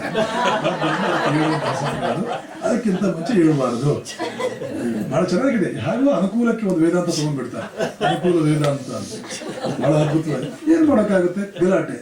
ಆದ್ರೆ ನಿಮಗೆ ನೋಡಿ, ಅಮೆರಿಕದಲ್ಲಿ ಒಂದು ಚೂರು ಗಲಾಟೆ ಇಲ್ಲ. ಇಲ್ಲಿ ವೆಹಿಕಲ್ಸ್ ಇಲ್ವಾ? ಅದರ 100 ಪಟ್ಟು ವೆಹಿಕಲ್ಸ್ ಇದೆ. ಆದ್ರೆ ಗಲಾಟೆ ಯಾಕೆ? ಜನರಿಗೆ ಬುದ್ಧಿ ಇದೆ, ಪ್ರಜ್ಞಾವಂತಿಕೆ ಇದೆ. ಆ ಸೈನ್ಸು, ಟೆಕ್ನಾಲಜಿ ಅದೆಲ್ಲ ಬೆಳೀತಾ ಮನುಷ್ಯನಿಗೆ ಲಾಜಿಕಲ್ ಥಿಂಕಿಂಗ್ ಅನ್ನುವಂಥದ್ದು ಒಂದು ಫ್ಯಾಕಲ್ಟಿ ಬರುತ್ತೆ. ಕ್ರಮವಾಗಿ ಯೋಚಿಸುವುದು ಹೇಗೆ. ಅದರ ಮಧ್ಯೇನೂ ಎಷ್ಟೋ ಡ್ರಾಬ್ಯಾಕ್ಸ್ ಇರುತ್ತೆ, ಅದು ಬೇರೆ ವಿಷಯ. ಆದರೂ ಎಷ್ಟೋ ಮಟ್ಟಿಗೆ ಕ್ರಮವಾಗಿ ನಾವು ಚಿಂತನೆ ಮಾಡೋದು, ಯೋಚನೆ ಮಾಡೋದು ಹೇಗೆ ಅಂತ ಗೊತ್ತಾಗುತ್ತೆ. ಅದರ ಮೂಲಕ ಮನುಷ್ಯನಾದವನು ದೇವತೆ ಅಂದರೆ ಏನೋ ಕಾನ್ಸೆಪ್ಟ್ ಹೇಳ್ಕೊಳ್ತಾನೆ. ಆ ಋಷಿ ಎನ್ನುವ ಒಂದು ಇದರಲ್ಲಿ ಎಲ್ಲ sciences, manifested truth, unmanifested truth ಇವೆಲ್ಲದರ ಬಗ್ಗೆ ಸ್ಟಡಿ ಮಾಡ್ತಾನೆ. ಇಂಡಿವಿಜುವಲ್ ಆಗಿ ಅದ್ಭುತವಾದಂಥ ಒಂದು ಜ್ಞಾನ ಅವನಲ್ಲಿ ಬೆಳೆಯುವುದಕ್ಕೆ ಯಾವ ಫ್ರೇಮ್ ವರ್ಕ್ ಬೇಕೋ ಅದನ್ನು ಒಳಗಡೆ ಬೆಳೆಸ್ಕೊಳ್ತಾನೆ. ಒಮ್ಮೆಲೆ 20 ವರ್ಷದ ಹುಡುಗ ಆಗಿದ್ದಾಗಲೇ ಎಲ್ಲ ಮುಗಿಯೋದಿಲ್ಲ. ಯಾವ ಋಷಿಗಳು ಈ ಯಜ್ಞಗಳ ಕಾನ್ಸೆಪ್ಟ್ ಕೊಟ್ಟರು, ಗೃಹಸ್ಥರ ಕರ್ತವ್ಯಗಳನ್ನು ಕೊಟ್ಟರು, ಅವರೇ ಇನ್ನೂ ಒಂದು ವಿಚಾರ ಹೇಳಿದ್ರು. ಜ್ಞಾನ ಅನ್ನುವಂಥದ್ದು ಹೇಗೆ ಬರುತ್ತೆ ಮನುಷ್ಯನಿಗೆ? ಯಾವ ಊರಿನಲ್ಲೂ ಯಾವ ಹುಡುಗನಿಗೂ ಕೇವಲ ಸ್ಕೂಲ್ನಲ್ಲಿ ಅಥವಾ ಮೇಷ್ಟ್ರ ಕಡೆಯಿಂದ ಎಲ್ಲ ಜ್ಞಾನವೂ ಬರೋದಿಲ್ಲ. ಆಚಾರ್ಯಾತ್ ಪಾದಂ ಆದತ್ತೆ. ಯಾವುದೇ ಮನುಷ್ಯನಿಗೆ ಜ್ಞಾನ ಬರೋದು ಮೇಷ್ಟ್ರಿಂದ 4 ಕಾಣೆ ಮಾತ್ರ. 4 ಕಾಣೆ, ಎ ಕ್ವಾರ್ಟರ್ ಆಫ್ ನಾಲೆಡ್ಜ್ ಆಚಾರ್ಯನಿಂದ, ಗುರುವಿನಿಂದ ಬರುತ್ತೆ. ಆಚಾರ್ಯಾತ್ ಪಾದಂ ಆದತ್ತೆ. ಪಾದಂ ಶಿಷ್ಯ ಸ್ವಮೇಧಯ. ಇನ್ನು 4 ಕಾಣೆ ಜ್ಞಾನವನ್ನ ತನ್ನ ಸ್ವಂತ ಪ್ರಯತ್ನದಿಂದ ಅವನು ಪಡೆದುಕೊಳ್ಬೇಕಾಗುತ್ತೆ. ಪಾದಂ ಸಬ್ರಹ್ಮಚಾರಿಭ್ಯ. ಇನ್ನು 4ನೇ ಭಾಗವನ್ನು ತನ್ನ ಫ್ರೆಂಡ್ಸ್ ಕಂಪನಿ ಅಂತ ಇರುತ್ತಲ್ಲ ಅವ್ರ ಜೊತೆ ವಿಷಯಗಳನ್ನ ಚರ್ಚೆ ಮಾಡಿ ಇಂಟ್ರಾಕ್ಷನ್ಸ್ ಮಾಡಿ ಮಾಡಿ ಮಾಡಿ ಫ್ರೆಂಡ್ಸ್ ಎಂಥವ್ರು ಇರಬೇಕು ಅಂತಂದ್ರೆ ಯಾವುದಾದ್ರೂ ಒಂದು ಸೀರಿಯಸ್ ಟಾಪಿಕ್ ತಗೊಂಡು ಅದ್ಭುತವಾಗಿ ಚಿಂತನೆ ಮಾಡೋರು ಇರಬೇಕು. ವಿವೇಕಾನಂದರ ಜೀವನ ಓದಿದ್ರೆ ಗೊತ್ತಾಗುತ್ತೆ. ಸರ್ ಬ್ರಜೇಂದ್ರನಾಥ್ ಸೇಲ್ ಅಂತ ಮೈಸೂರು ಯೂನಿವರ್ಸಿಟಿ ವೈಸ್ ಚಾನ್ಸಲರ್ ಆದರು. Positive sciences of ancient Hindus ಅಂತ ಒಂದು ಪುಸ್ತಕ ಬರೆದಿದ್ದಾರೆ, ಅದ್ಭುತವಾಗಿ ಬರೆದಿದ್ದಾರೆ sir Brajendranath Seal. He was a classmate of Swami Vivekananda. ಆಮೇಲೆ ಮುಂದೆ ಒಂದು ರೆಮಿನಿಸೆನ್ಸ್ ಕೊಡ್ತಾರೆ, ವಿವೇಕಾನಂದ ನರೇಂದ್ರನಾಥ್ ತನ್ನ ಕಾಲೇಜ್ ಡೇಸ್ನಲ್ಲಿ ಹೇಗಿದ್ದ ಆ ಹುಡುಗ ಅಂತ. ಅದರಲ್ಲಿ ಅದ್ಭುತವಾದ ಒಂದು ಪಾಯಿಂಟ್ ಹೇಳ್ತಾರೆ, ನಮಗೆ 1 ನಿಮಿಷ ಕ್ಲಾಸ್ ರೂಮಿಂದ ಆಚೆ ಬಂದ್ರೆ ನಮ್ಮ ಗ್ರೇಟೆಸ್ಟ್ ವೊಕೇಶನ್ ಏನು ಅಂತಂದ್ರೆ to discuss about philosophy, to discuss about Bengali literature, to discuss about Roman history, to discuss about Indian history, how we could correlate between all those things. To fly more and more into the realms of knowledge was one type of entertainment that we all had started liking from the bottom of our heart. Most wonderful thing. This is how even Indian scenario was once upon a time. That is what Indian wisdom of life expects everyone to do. ಇಂಡಿಯಾದಲ್ಲಿ ಒಂದು ಅದ್ಭುತವಾದ concept ಇದೆ, never go for entertainment exclusively, see that your entertainment also has got an enlightenment in that. And while seeking enlightenment also, see that there is an element of entertainment in that, so that it will not become so taxing and your brains will not get heated up. ಇದನ್ನ ಹರಿಕಥೆಯ ಮೂಲಕ, ನಾಟಕದ ಮೂಲಕ, ಇನ್ಯಾವುದಾದ್ರ ಮೂಲಕ, it should be an entertainment. Through that there is a beautiful piece of enlightenment also, a piece of morality that will help you to conduct your life in a very meaningful way. This was Indian wisdom. So ಹೀಗೆ ಆ sir Brajendranath seal ಹೇಳ್ತಾರೆ, classmates ಅಂದ್ರೆ ಹೇಗಿರಬೇಕು. ಪಾದಂ ಸಬ್ರಹ್ಮಚಾರಿಭ್ಯ ಪಾದಂ ಕಾಲಕ್ರಮೇಣ ಚ. ಯಾವುದೇ ಮನುಷ್ಯನ ವಿದ್ಯೆ ಈ ರೀತಿಯಲ್ಲೇ ಬರುವಂತಹದ್ದು. ಸೊ ಈಗ ಒಬ್ಬ ಹುಡುಗ ದೈವಯಜ್ಞದಿಂದ ಮತ್ತು ಋಷಿಯಜ್ಞದಿಂದ ಒಳಗಡೆಗೆ ಆ ಫ್ಯಾಕಲ್ಟೀಸ್ ಎಲ್ಲ ಅವೇಕನ್ ಆಗ್ತಾ ಇದೆ. ಅವನಿಗೆ ಸ್ನೇಹಿತರ ಜೊತೆ ಎಲ್ಲ ಕೂಡ ಅವನು ಬೆಳೀತಾ ಇದ್ದಾನೆ, ಅದ್ಭುತವಾಗಿ ಬೆಳೀತಾ ಇದ್ದಾನೆ, ವ್ಯಕ್ತಿತ್ವ ಬಂತು. ಇನ್ನು he must develop that social concern, he must expand his concern out of the boundaries of his own individuality. ನಾನು ನನ್ನ ಜೀವನ, ನನ್ನ ಆರಾಮತನ, ನಾನು ಸುಖವಾಗಿರೋದು ಅಲ್ಲ, ಬೇರೆಯವರಿಗೂ ಕೂಡ ನಾನು ಸ್ವಲ್ಪ ಕನ್ಸರ್ನ್ ತೋರಿಸಬೇಕಾಗಿದೆ, ಬೇರೆಯವ್ರಿಗೂ ಕೇರ್ ಮಾಡಬೇಕಾಗಿದೆ ಅಂತ ಆ ವೈಡನಿಂಗ್ ಆಫ್ ವಿಷನ್ ಅನ್ನುವಂಥದ್ರಲ್ಲಿ ಇವನನ್ನು ನಾವು ಟ್ರೈನ್ ಅಪ್ ಮಾಡಿದ್ರೇನೆ ಆ ಸಿಮೆಂಟಿಂಗ್ ಏಜೆನ್ಸಿ ಕೆಲಸ ಮಾಡೋದು. ಅದು ನೆಕ್ಸ್ಟ್ ಬರುತ್ತೆ. ಆದರೆ ಅದಕ್ಕೇನು ಮಾಡಬೇಕು? ತಂದೆ ತಾಯಿಂದಿರು ಪಿತೃಯಜ್ಞ, ನೃಯಜ್ಞ, ಭೂತಯಜ್ಞ ಅಂತ 3 ಕರ್ತವ್ಯಗಳು ಕೊಟ್ಟಿದ್ದಾರೆ. ಮನೆಯಲ್ಲಿ ನಿನ್ನ ತಂದೆ ತಾಯಿ, ಅಜ್ಜ ಅಜ್ಜಿ, ಅಣ್ಣ ತಮ್ಮ, ಅಕ್ಕ ತಂಗಿ ಇವರನ್ನೆಲ್ಲ ನೀನು ಪ್ರೀತಿಸಬೇಕು. ಅವ್ರು ಯಾರಿಗೂ ತೊಂದರೆಯಾಗದಂತೆ ನೋಡಬೇಕು. ಅವರ ಸುಖ ದುಃಖಗಳಲ್ಲಿ ನೀನು ಪಾಲು ತಗೊಳ್ಬೇಕು. ನಾನು ಆರಾಮಾಗಿದ್ದೀನಿ ಕುಳಿತುಕೊಳ್ಳೋದಲ್ಲ. ಅವ್ರಿಗೆಲ್ಲ ನೀನು ಎಲ್ಲವನ್ನೂ ಅವ್ರು ಬಿಟ್ಕೊಟ್ಟು ಬಿಡು, ನೀನು ಹೊಟ್ಟೆ ಖಾಲಿ ಇಟ್ಕೊಂತಲ್ಲ. ನೀನು ತಿನ್ನುವ 4 ತುತ್ತಿನಲ್ಲಿ ಅವರಿಗೆ 1 ತುತ್ತು ಪಾಲಾಗಿಡು. ಅಯ್ಯೋ ನನ್ನ ತಂಗಿ ಹೀಗಿದ್ದಾಳಲ್ಲ, ನನ್ನ ಅಣ್ಣ ಹೀಗಿದ್ದಾನಲ್ಲ, ಅಥವಾ ನನ್ನ ತಮ್ಮ ಹೀಗಿದ್ದಾನಲ್ಲ, ನನ್ನ ಅಕ್ಕನಿಗೆ ಹೀಗಾಯ್ತಲ್ಲ. ಅವರ ಕಣ್ಣೀರಿನಲ್ಲಿ ನಿಮ್ದೊಂದು ಹನಿ ಕಣ್ಣೀರಿರಲಿ, ಅವರ ನಗುವಿನಲ್ಲಿ ನಿಮ್ದೊಂದು ನಗು ಇರಲಿ. ಒಡ ಹುಟ್ಟಿದವರು, ತಂದೆ ತಾಯಿಯಂದಿರು, ಅಜ್ಜ ಅಜ್ಜಿ, ಮನೆತನದ ಗೌರವ. ಎಂದಿಗೂ ಮನೆತನದ ಗೌರವಕ್ಕೆ ಧಕ್ಕೆ ತರಬಾರದು. ಅಷ್ಟೇ ಅಲ್ಲ, ಮನೆತನದ ಗೌರವವನ್ನು ಬೆಳೆಸಬೇಕು. ಎಷ್ಟೋ ಮಕ್ಕಳಿಗೆ ಹೆಸರಿಡ್ತಾರೆ, ಕುಲದೀಪ್, ಜಗದೀಪ್, ಕುಲದೀಪ್ ನಾಯರ್ ಅಂತ ಇಂಡಿಯನ್ ಎಕ್ಸ್ಪ್ರೆಸ್ ಒಬ್ಬ ಇದ್ದ, ಈಗೋ ಇದ್ದಾನೆ. ಕುಲಕ್ಕೆ ದೀಪವಾಗು ಮಗುವೆ. ಸಂಜೀವ್ ಹೊನ್ನಮ್ಮ ಅವರೆಲ್ಲ ಏನು ಓದದೇ ಇರ್ತಕ್ಕಂಥ ಆ ಹಳೆ ಕಾಲದ ಅನ್ಲೆಟರ್ಡ್ ಆ ಲೇಡಿ, ಹಳ್ಳಿ ಹುಡುಗಿ, ಅವಳು ಹೇಳ್ತಾಳೆ, ಕುಲಕ್ಕೆ ಬೆಳಕಾಗು ಮಗುವೆ. ಮಕ್ಕಳ ತೊಟ್ಟಿದಲ್ಲಿ ಇಟ್ಟು ತೂಗುವಾಗ ಕುಲಕ್ಕೆ ಬೆಳಕಾಗು ಮಗುವೆ. ಪ್ರತಿ ಸಲ ಅವರ ಬರ್ತ್ಡೇನಲ್ಲಿ ಆರತಿ ಯತಿ ಎಲ್ಲ ಮಾಡುವಾಗ ಕುಲಕ್ಕೆ ಬೆಳಕಾಗು ಮಗುವೆ, ಕುಲವನ್ನು ಬೆಳಗು. ಈ ಒಂದು ಮ್ಯಾಂಡೇಟ್ ಕೊಡ್ತಾ ಇರಬೇಕು. ಕುಲವನ್ನು ಬೆಳಗು, ನಮ್ಮ ಗೌರವಕ್ಕೆ ಧಕ್ಕೆ ತರಬೇಡ. ಇಂಥವ್ರ ಮನೆತನದವರು ಅಂತ ಹೇಳಿ ನಾವು ಗೌರವ ತಂದಿದ್ದೇವೆ. ಶ್ರೀರಾಮಕೃಷ್ಣರ ತಂದೆಗೆ ಊರಿನ ಜಮೀನ್ದಾರ ನನ್ನ ಪರವಾಗಿ ಕೋರ್ಟಿನಲ್ಲಿ ಬಂದ ಸುಳ್ಳು ಸಾಕ್ಷಿ ಹೇಳಿ ಅಂತಂದ. ರಾಮಕೃಷ್ಣ ತಂದೆ ಏನು ಉತ್ತರ ಕೊಟ್ಟರು ಗೊತ್ತಾ? ನನ್ನ ಮನೆತನದಲ್ಲಿ ಇಲ್ಲಿವರೆಗೆ ಒಬ್ಬರು ಸುಳ್ಳು ಹೇಳಲಿಲ್ಲ. ಅಂಥ ಅದ್ಭುತವಾದ ಪರಂಪರೆಯಿಂದ ಮುರಿದು ನಾನು ಕುಲಘಾತಕನಾಗಲೇ, ಖಂಡಿತವಾಗಿ ನಾನು ಕೂಡ ಇಲ್ಲಿವರೆಗೆ ನನ್ನ ಜೀವನದಲ್ಲಿ ಸುಳ್ಳು ಹೇಳಲಿಲ್ಲ, ಇನ್ನು ಮುಂದೆಯೂ ಹೇಳುವುದಿಲ್ಲ. ನಿನ್ನ ಆಸ್ತಿ ಕಿತ್ಕೊಂಡು ಬೀದಿ ಪಾಲು ಮಾಡ್ತೇನೆ, ಪ್ರಾಣ ಬೇಕಾದ್ರೆ ಕಿತ್ಕೋ, ಆದರೆ ನನ್ನ ಕುಲದ ಮರ್ಯಾದೆಯನ್ನು ಕಳೆಯುವ ವ್ಯಕ್ತಿ ನಾನು ಆಗುವುದಿಲ್ಲ.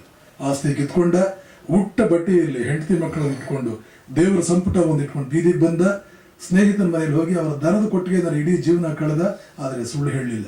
ಸುಳ್ಳು ಹೇಳಲ್ಲ ಅಂತೇಳಿ ಇಡೀ ಆಸ್ತಿ 50 ಎಕರೆ ಆಸ್ತಿಯನ್ನು ಕಳೆದುಕೊಂಡೆ. ಇದು ಪಿತೃಯಜ್ಞ. ಹೀಗೆಯೇ ಮಹಾತ್ಮರು ಬದುಕಿದ್ರು.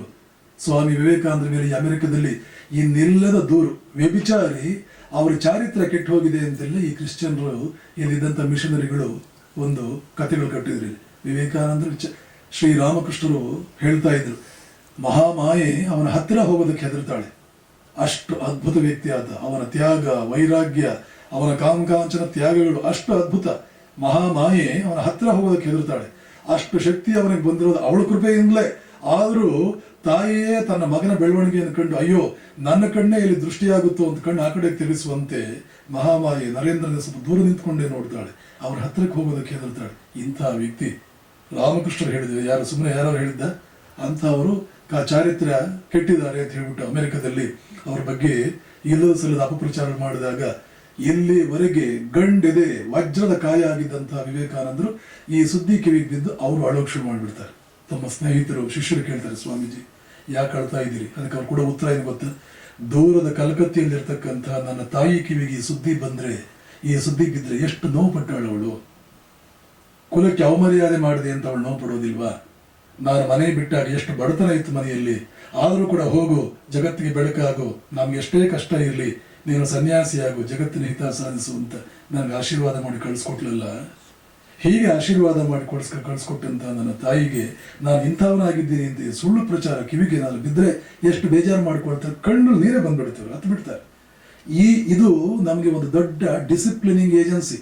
ಕುಲಕ್ಕೆ ಮರ್ಯಾದೆ ಇದೆ, ಆ ಮರ್ಯಾದೆ ಕೆಡಿಸಬಾರದು, ಮರ್ಯಾದೆಯನ್ನು ಬೆಳೆಸಬೇಕು.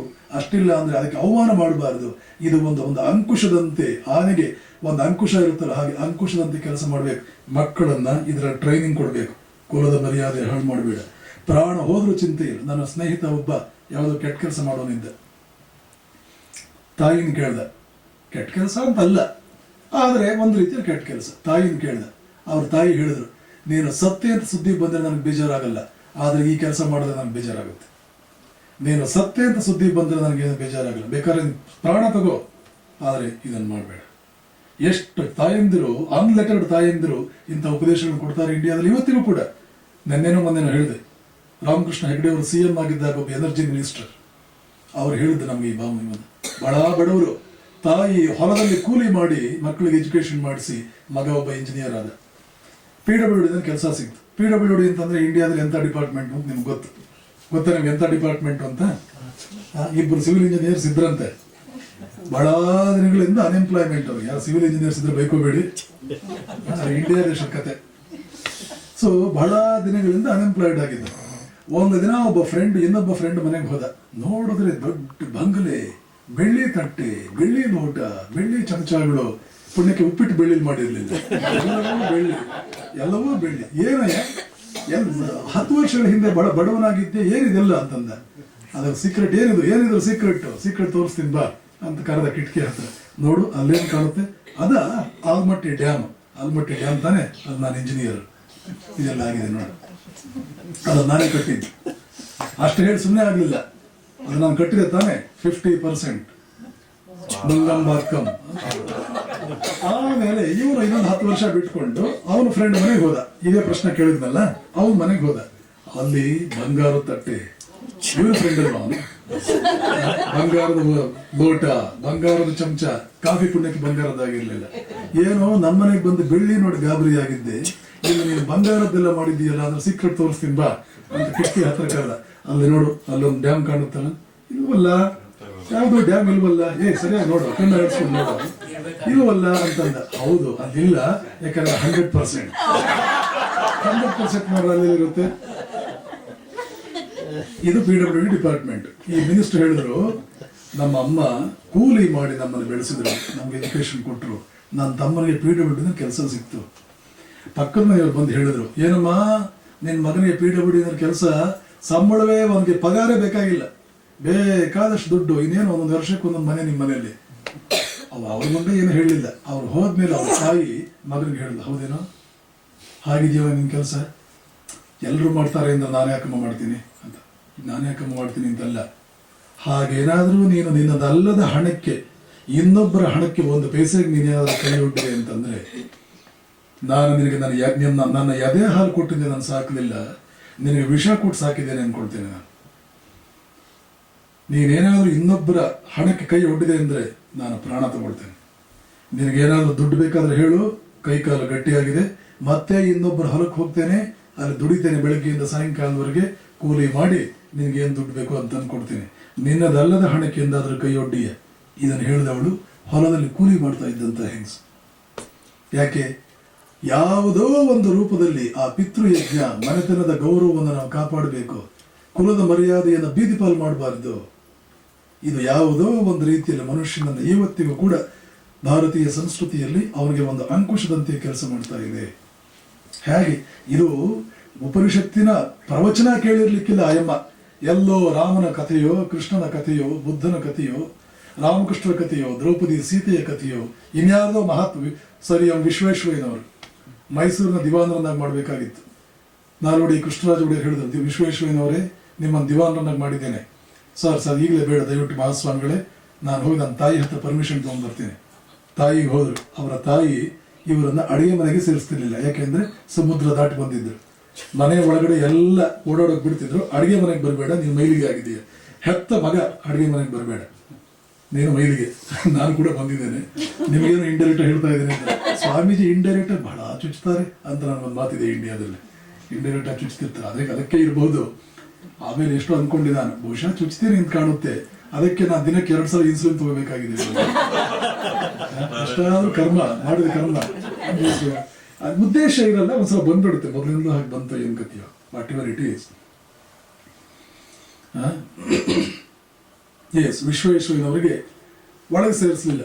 ಆದ್ರೂ ವಿಶ್ವೇಶ್ವರ ಹೇಳ್ತಾರೆ, ಅಮ್ಮ ನಾನು ಮೈಸೂರಿಗೆ ದಿವಾನರಾಗ್ತಾ ಇದ್ದೇನೆ, ಆಗ್ಲಿ ಮಗು, ಎಲ್ಲಾದ್ರೂ 100 ವರ್ಷ ಸುಖವಾಗಿ ಬಾಳು. ಯಾವುದೇ ತಾಯಿ ಅದನ್ನೇ ತಾನೇ ಹೇಳುದು. ಆದರೆ ಒಂದು ಕಂಡೀಷನ್, ನಾನಿನ್ನೂ ದಿವಾನ ಆಗೋದಿಲ್ಲ. ನೀನು ಒಂದು ಕಂಡೀಷನ್ಗೆ ಒಪ್ಕೋಬೇಕು.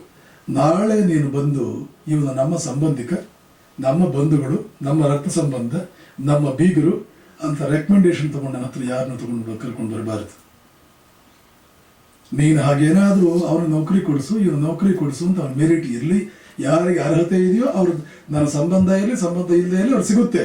ಅದು ಬಿಟ್ಟು ನೋಡೋ ಇವ್ರು ನಮ್ಮ ಸಂಬಂಧಿಕರು ಕಣೋ, ನಮ್ಮ ಬೀಗರು ಕಣೋ, ನಮ್ಮ ವೆಂಕಚ್ಚಿ ತಂಗಿ ಮಗ ಕಣೋ, ಅವ್ನು ಸ್ವಲ್ಪ ಏನಾದ್ರು ಮಾಡೋ ಅಂತ ಅಂದ್ಕೊಂಡು ಏನಾದ್ರು ಬಂದೆ ನಾನು ದಿವಾನ ಆಗೋದಿಲ್ಲ. ತಾಯಿ ಹೇಳೋದು ಆಯ್ತು ಅಂತ. ಇಡೀ ಜೀವನದಲ್ಲಿ ಯಾರನ್ನೂ ಕರ್ಕೊಂಡು ಹೋಗಲಿಲ್ಲ. ಇದು ನಮ್ಮ ಕರ್ತವ್ಯ ಏನು, ಆ ಕರ್ತವ್ಯದಲ್ಲಿ ನಮ್ಮ ಪರಿಶುದ್ಧತೆಯನ್ನು ಹೇಗೆ ಉಳಿಸ್ಕೊಳ್ಬೇಕು. ಎಲ್ಲೋ ಅಲ್ಲಲ್ಲಿ ಮಹಾತ್ಮ ಇವತ್ತಿಗೂ ಒಬ್ಬೊಬ್ಬರು ಉಳಿದಿದ್ದಾರೆ, ಅಂಥವ್ರ ಸಂಖ್ಯೆ ಜಾಸ್ತಿ ಆಗ್ಬೇಕಷ್ಟೇ. ಹೀಗೆ ಪಿತೃಯಜ್ಞ. ಇನ್ನು 2 ಬ್ರೀಫ್ ಮಾಡಿಬಿಡ್ತೇನೆ. ನೃಯಜ್ಞ ಅಂತಂದ್ರೆ ಯಾವ ಕನ್ಸರ್ನ್ ಮನೆಯಲ್ಲಿರ್ತಕ್ಕಂಥ ಮನುಷ್ಯರ ಕಡೆಗೆ ಈ ಮಗು, ಮಗ, ಮಗಳು, ಯಾರಿಗೆ ಈ ಗೃಹಸ್ಥರ ಮನೆಯಲ್ಲಿರ್ತಕ್ಕಂಥ ತಂದೆ ತಾಯಿದರಿಗೆ ಟ್ರೈನಿಂಗ್ ಎಲ್ಲ ಕೊಡ್ತಾ ಇದ್ದಾರೋ, ಅವನು ಯಾವ ಕನ್ಸರ್ನ್ ಮನೆಯಲ್ಲಿರ್ತಕ್ಕಂಥ ವ್ಯಕ್ತಿಗಳ ಕಡೆಗೆ ಬೆಳೆಸ್ಕೊಂಡಿದ್ದಾನೋ, ಇದನ್ನ ಇನ್ನು ಇಡೀ ಸಮಾಜಕ್ಕೆ ಬೆಳೆಸ್ಕೊಳ್ಬೇಕು. ಇದು ನೃಯಜ್ಞ. ಪಕ್ಕದ ಮನೆ, ಎದುರುಗಡೆ ಮನೆ, ನಮ್ಮೂರು, ನಮ್ಮ ದೇಶ, ಅದು ಮಿನಿಮಮ್ ನಮ್ಮ ದೇಶ. ಇಡೀ ಪ್ರಪಂಚ ಅಂತ ಸಹ ಮಹಾತ್ಮ, ಅದು ಬೇರೆ ಕತೆ. ಅಷ್ಟು ದೊಡ್ಡ ಮಹಾತ್ಮರಾಗೋದೇನು ಬೇಡ. ಸದ್ಯಕ್ಕೆ ನಾವು ನನ್ನ ದೇಶಕ್ಕೆ ನನ್ಗೊಂದು ಕನ್ಸರ್ನ್ ಇದೆ. ನನ್ನ ದೇಶದಲ್ಲಿ ಕಾಶ್ಮೀರದಲ್ಲಿ ಸಮಸ್ಯೆ ಇದೆ, ಅಸ್ಸಾಂನಲ್ಲಿ ಸಮಸ್ಯೆ ಇದೆ, ನಾನು ಏನ್ ಮಾಡ್ಲಿ? ಸ್ವಾಮಿ ವಿವೇಕಾನಂದರು ಇಡೀ ಜೀವನದಲ್ಲಿ ನಿದ್ದೆ ಮಾಡಿದ್ದು 2 ರಾತ್ರಿ. ಅವರೇ ಹೇಳ್ತಾರೆ, ಇಲ್ಲಿವರೆಗೆ ನನ್ನ ಜೀವನದಲ್ಲಿ ನಿದ್ದೆ ಮಾಡಿದ 2 ರಾತ್ರಿ, ನೆನ್ನೆ ರಾತ್ರಿ ಚೆನ್ನಾಗಿ ಮಾಡಿದೆ. ಹಾಗಾದ್ರೆ ರಾತ್ರಿ ಹೊತ್ತು ಏನ್ ಮಾಡ್ತಾ ಇದ್ರು? ಇಲ್ಲಿ ಶಿಕಾಗೋದಲ್ಲಿ sisters and brothers of America ಅಂತ ಕರೆದಾಗ ಇಡೀ 7,000 ಜನ 2.5 ನಿಮಿಷ ಕರತಾಡದ ಮಾಡಿ ಸೈನೋಷರ್ ಆಫ್ ಆಲ್ ಐಸ್ ಆಗಿ Chicago Tribune, Washington Post, Detroit Journal ಇವರೆಲ್ಲ ಒಕ್ಕೊರನಲ್ಲಿ ವಿವೇಕಾನಂದ ಹೊಗಳಿದಾಗ ಆವತ್ತು ರಾತ್ರಿ ನಿದ್ದೆ ಮಾಡಲಿಲ್ಲ. ಇಡೀ ರಾತ್ರಿ ಕಣ್ಣೀರು ಹಾಕೊಂಡು ಆ ಸುಪ್ಪತ್ತಿಗೆ ಅಂತ ಹಾಸಿಗೆ ಅವ್ರಿಗಿದ್ರು. ಮಿಸ್ಟರ್ ಲಿಯಾನ್, ಜಾನ್ ಲಿಯಾನ್ ಅಂತ ಹೇಳಿ ಒಂದು ಡ್ರೈವ್ ಇದೆ ಶಿಕಾಗೋನಲ್ಲಿ, ಆರ್ಟ್ ಇನ್ಸ್ಟಿಟ್ಯೂಟ್ ಇರ್ತಕ್ಕಂಥ ಡ್ರೈವ್, ಅಲ್ಲಿ ಅವ್ರ ಮನೇಲಿ ಇರ್ಬೇಕಾಗಿದೆ. ಇಡೀ ರಾತ್ರಿ ಕೆಳಗಡೆ ಒಂದು ಜಮಖಾನ ಹಾಸ್ಕೊಂಡು ಅದ್ರ ಮೇಲೆ ಮಲಗೋಕ್ಕಾಗದೆ ಇಡೀ ರಾತ್ರಿ ಕಣ್ಣೀರು ಹಾಕಿ ಸಮಯ ಯಾಕೆ ಗೊತ್ತಾ? ಓ ತಾಯಿ ಜಗನ್ಮಾತೆ, ಈ ಕೀರ್ತಿಗೋಸ್ಕರ ನಾನು ಈ ದೇಶಕ್ಕೆ ಬಂದ. ಈ ಕೀರ್ತಿ, ಈ ಪತಾಕೆ, ಇದೆಲ್ಲ ಕೂಡ ಹೊಗಳಿಕೆ, ಇವೆಲ್ಲ ನನಗೆ ಬೇಕಾಗಿತ್ತ. ನನ್ನ ದೇಶದ ಬಡವರಿಗೆ ಉದ್ಧಾರ ಮಾಡೋದಕ್ಕೆ ನನಗೊಂದು ದಾರಿ ತೋರಿಸು. ಅವ್ರಿಗೇನಾದ್ರೂ ಮಾಡೋದಕ್ಕೊಂದು ದಾರಿ ಸಿಕ್ಕಿತ್ತು ಅಮೆರಿಕದಲ್ಲಿ ಅಂತಲ್ಲ ನಾನು ಬಂದಿದ್ದು. ಇದೆಲ್ಲ ಯಾರಿಗೆ ಬೇಕು? ಅಲ್ಲಿ ನನ್ನ ಸೋದರರು ಒದ್ದಾಡ್ತಾ ಇರುವಾಗ ಈ ಸುಖ ನನಗೆ ಯಾಕೆ ಬೇಕು? ಈ ಪಾಯಿಂಟು, ಆ ಸ್ರೋತ, ಈ ಯೋಚನಾ ಸ್ರೋತ ಕೊನೆ ದಿನದವರೆಗೆ, ಅವರ ಕೊನೆಯ ದಿನದವರೆಗೂ ಇತ್ತು. ರಾತ್ರಿ ಮಲ್ಕೊಳ್ಳೋಕೆ ಹೋದ್ರೆ ಈ ದೇಶವನ್ನು ಹೇಗೆ ಬಡದೆಬ್ಬಿಸ್ಲಿ, ಹೇಗೆ ಇದಕ್ಕೆ ಏನಾದ್ರು ಮಾಡಲಿ, ಏನು ಮಾಡಲಿ ಇದಕ್ಕೆ, ಏನು ಮಾಡಲಿ? ಅವರ ಶಿಷ್ಯ ಹೇಳ್ತಾರೆ, ಮುಂದೆ ದೊಡ್ಡ ಸನ್ಯಾಸಿಗಳಾದವರು, ನೋಡು ನಾನು ರಾತ್ರಿ ಹೊತ್ತು ಅಳ್ತೀನಿ, ನಿದ್ದೆ ಮಾಡೋದಿಲ್ಲ ಅಂತ ಯಾರಿಗೂ ಹೇಳಬೇಡ, ನನಗೆ ಪ್ರಾಮಿಸ್ ಮಾಡು, ನನಗೆ ಪ್ರತಿಜ್ಞೆ ಮಾಡು. ಅವರ ಕಡೆಯಲ್ಲಿ ಒಂದು ಪ್ರತಿಜ್ಞೆ ತಗೊಂಡಿದ್ದರಂತೆ, ರಾತ್ರಿ ಇಡೀ ನಿದ್ದೆಯಲ್ಲದೆ ಅಳ್ತಾ ಸಮಯ ಕಳಿತೇನೆ ಅಂತ ಯಾರಿಗೂ ಹೇಳಲ್ಲ. ಆಮೇಲೆ ಹೇಳ್ತಾರೆ ಅವರು, ವಿವೇಕಾನಂದ ತೀರ್ಕೊಂಡ ಮೇಲೆ ಕೆಲವು ರಾತ್ರಿಗಳು ಬೆಡ್ ಸ್ಪ್ರೆಡ್ 2 ಸಲ ಬದಲಾವಣೆ ಮಾಡಬೇಕಾಗ್ತಿತ್ತು, ಅಷ್ಟು ಅಳ್ತಿದ್ರು, ಕಣ್ಣೀರು ಇಡೀ ಬೆಡ್ ಸ್ಪ್ರೆಡ್ ನೆಂದೋಗ್ತಿತ್ತು. ಯಾಕೆ? ಏನು ಮಾಡೋದು, ಏನು ಮಾಡಿ? ಎಷ್ಟೋ ಸಲ ಹೇಳ್ತಾರೆ, ನನಗೇನೋ ಒಂದು ಮಲ್ಕೊಳ್ಳೋದಕ್ಕೆ ಹೋದರೆ ದೇಶದ ನೆನಪು ಬರುತ್ತೆ, ಒಂಥರ ಎದೆ ಯಾರು ಒದ್ದೆ ಬಟ್ಟೆ ಹಿಂಡಿದ ಹಾಗಾಗುತ್ತೆ, ನಿದ್ದೆನೇ ಬರೋದಿಲ್ಲ, ಇಡೀ ರಾತ್ರಿ ಸಮಯ ಕಳೆದಂಗೆ ಆಗ್ಬಿಡುತ್ತೆ. ಏನಾದ್ರು ಒಂದು ಪ್ಲಾನ್ ಮಾಡ್ಕೊಂಡು ಇಲ್ಲ ಸರಿ ಮಾಡ್ತೀನಿ ಅಂತ ಅನಿಸುತ್ತೆ, ಮತ್ತೆ ಮಾರನೇ ದಿನ ಬೆಳಗ್ಗೆ ಆದರೆ ಬೇರೆ ಕೆಲಸಗಳಲ್ಲೆಲ್ಲ ತೊಡಗಿಸ್ಕೊಂಡ್ಬಿಡ್ತೀನಿ, ಮರಿತೀನಿ, ರಾತ್ರಿ ಬಂದರೆ ಮತ್ತೆ ಆ ನೆನಪು ಬರುತ್ತೆ.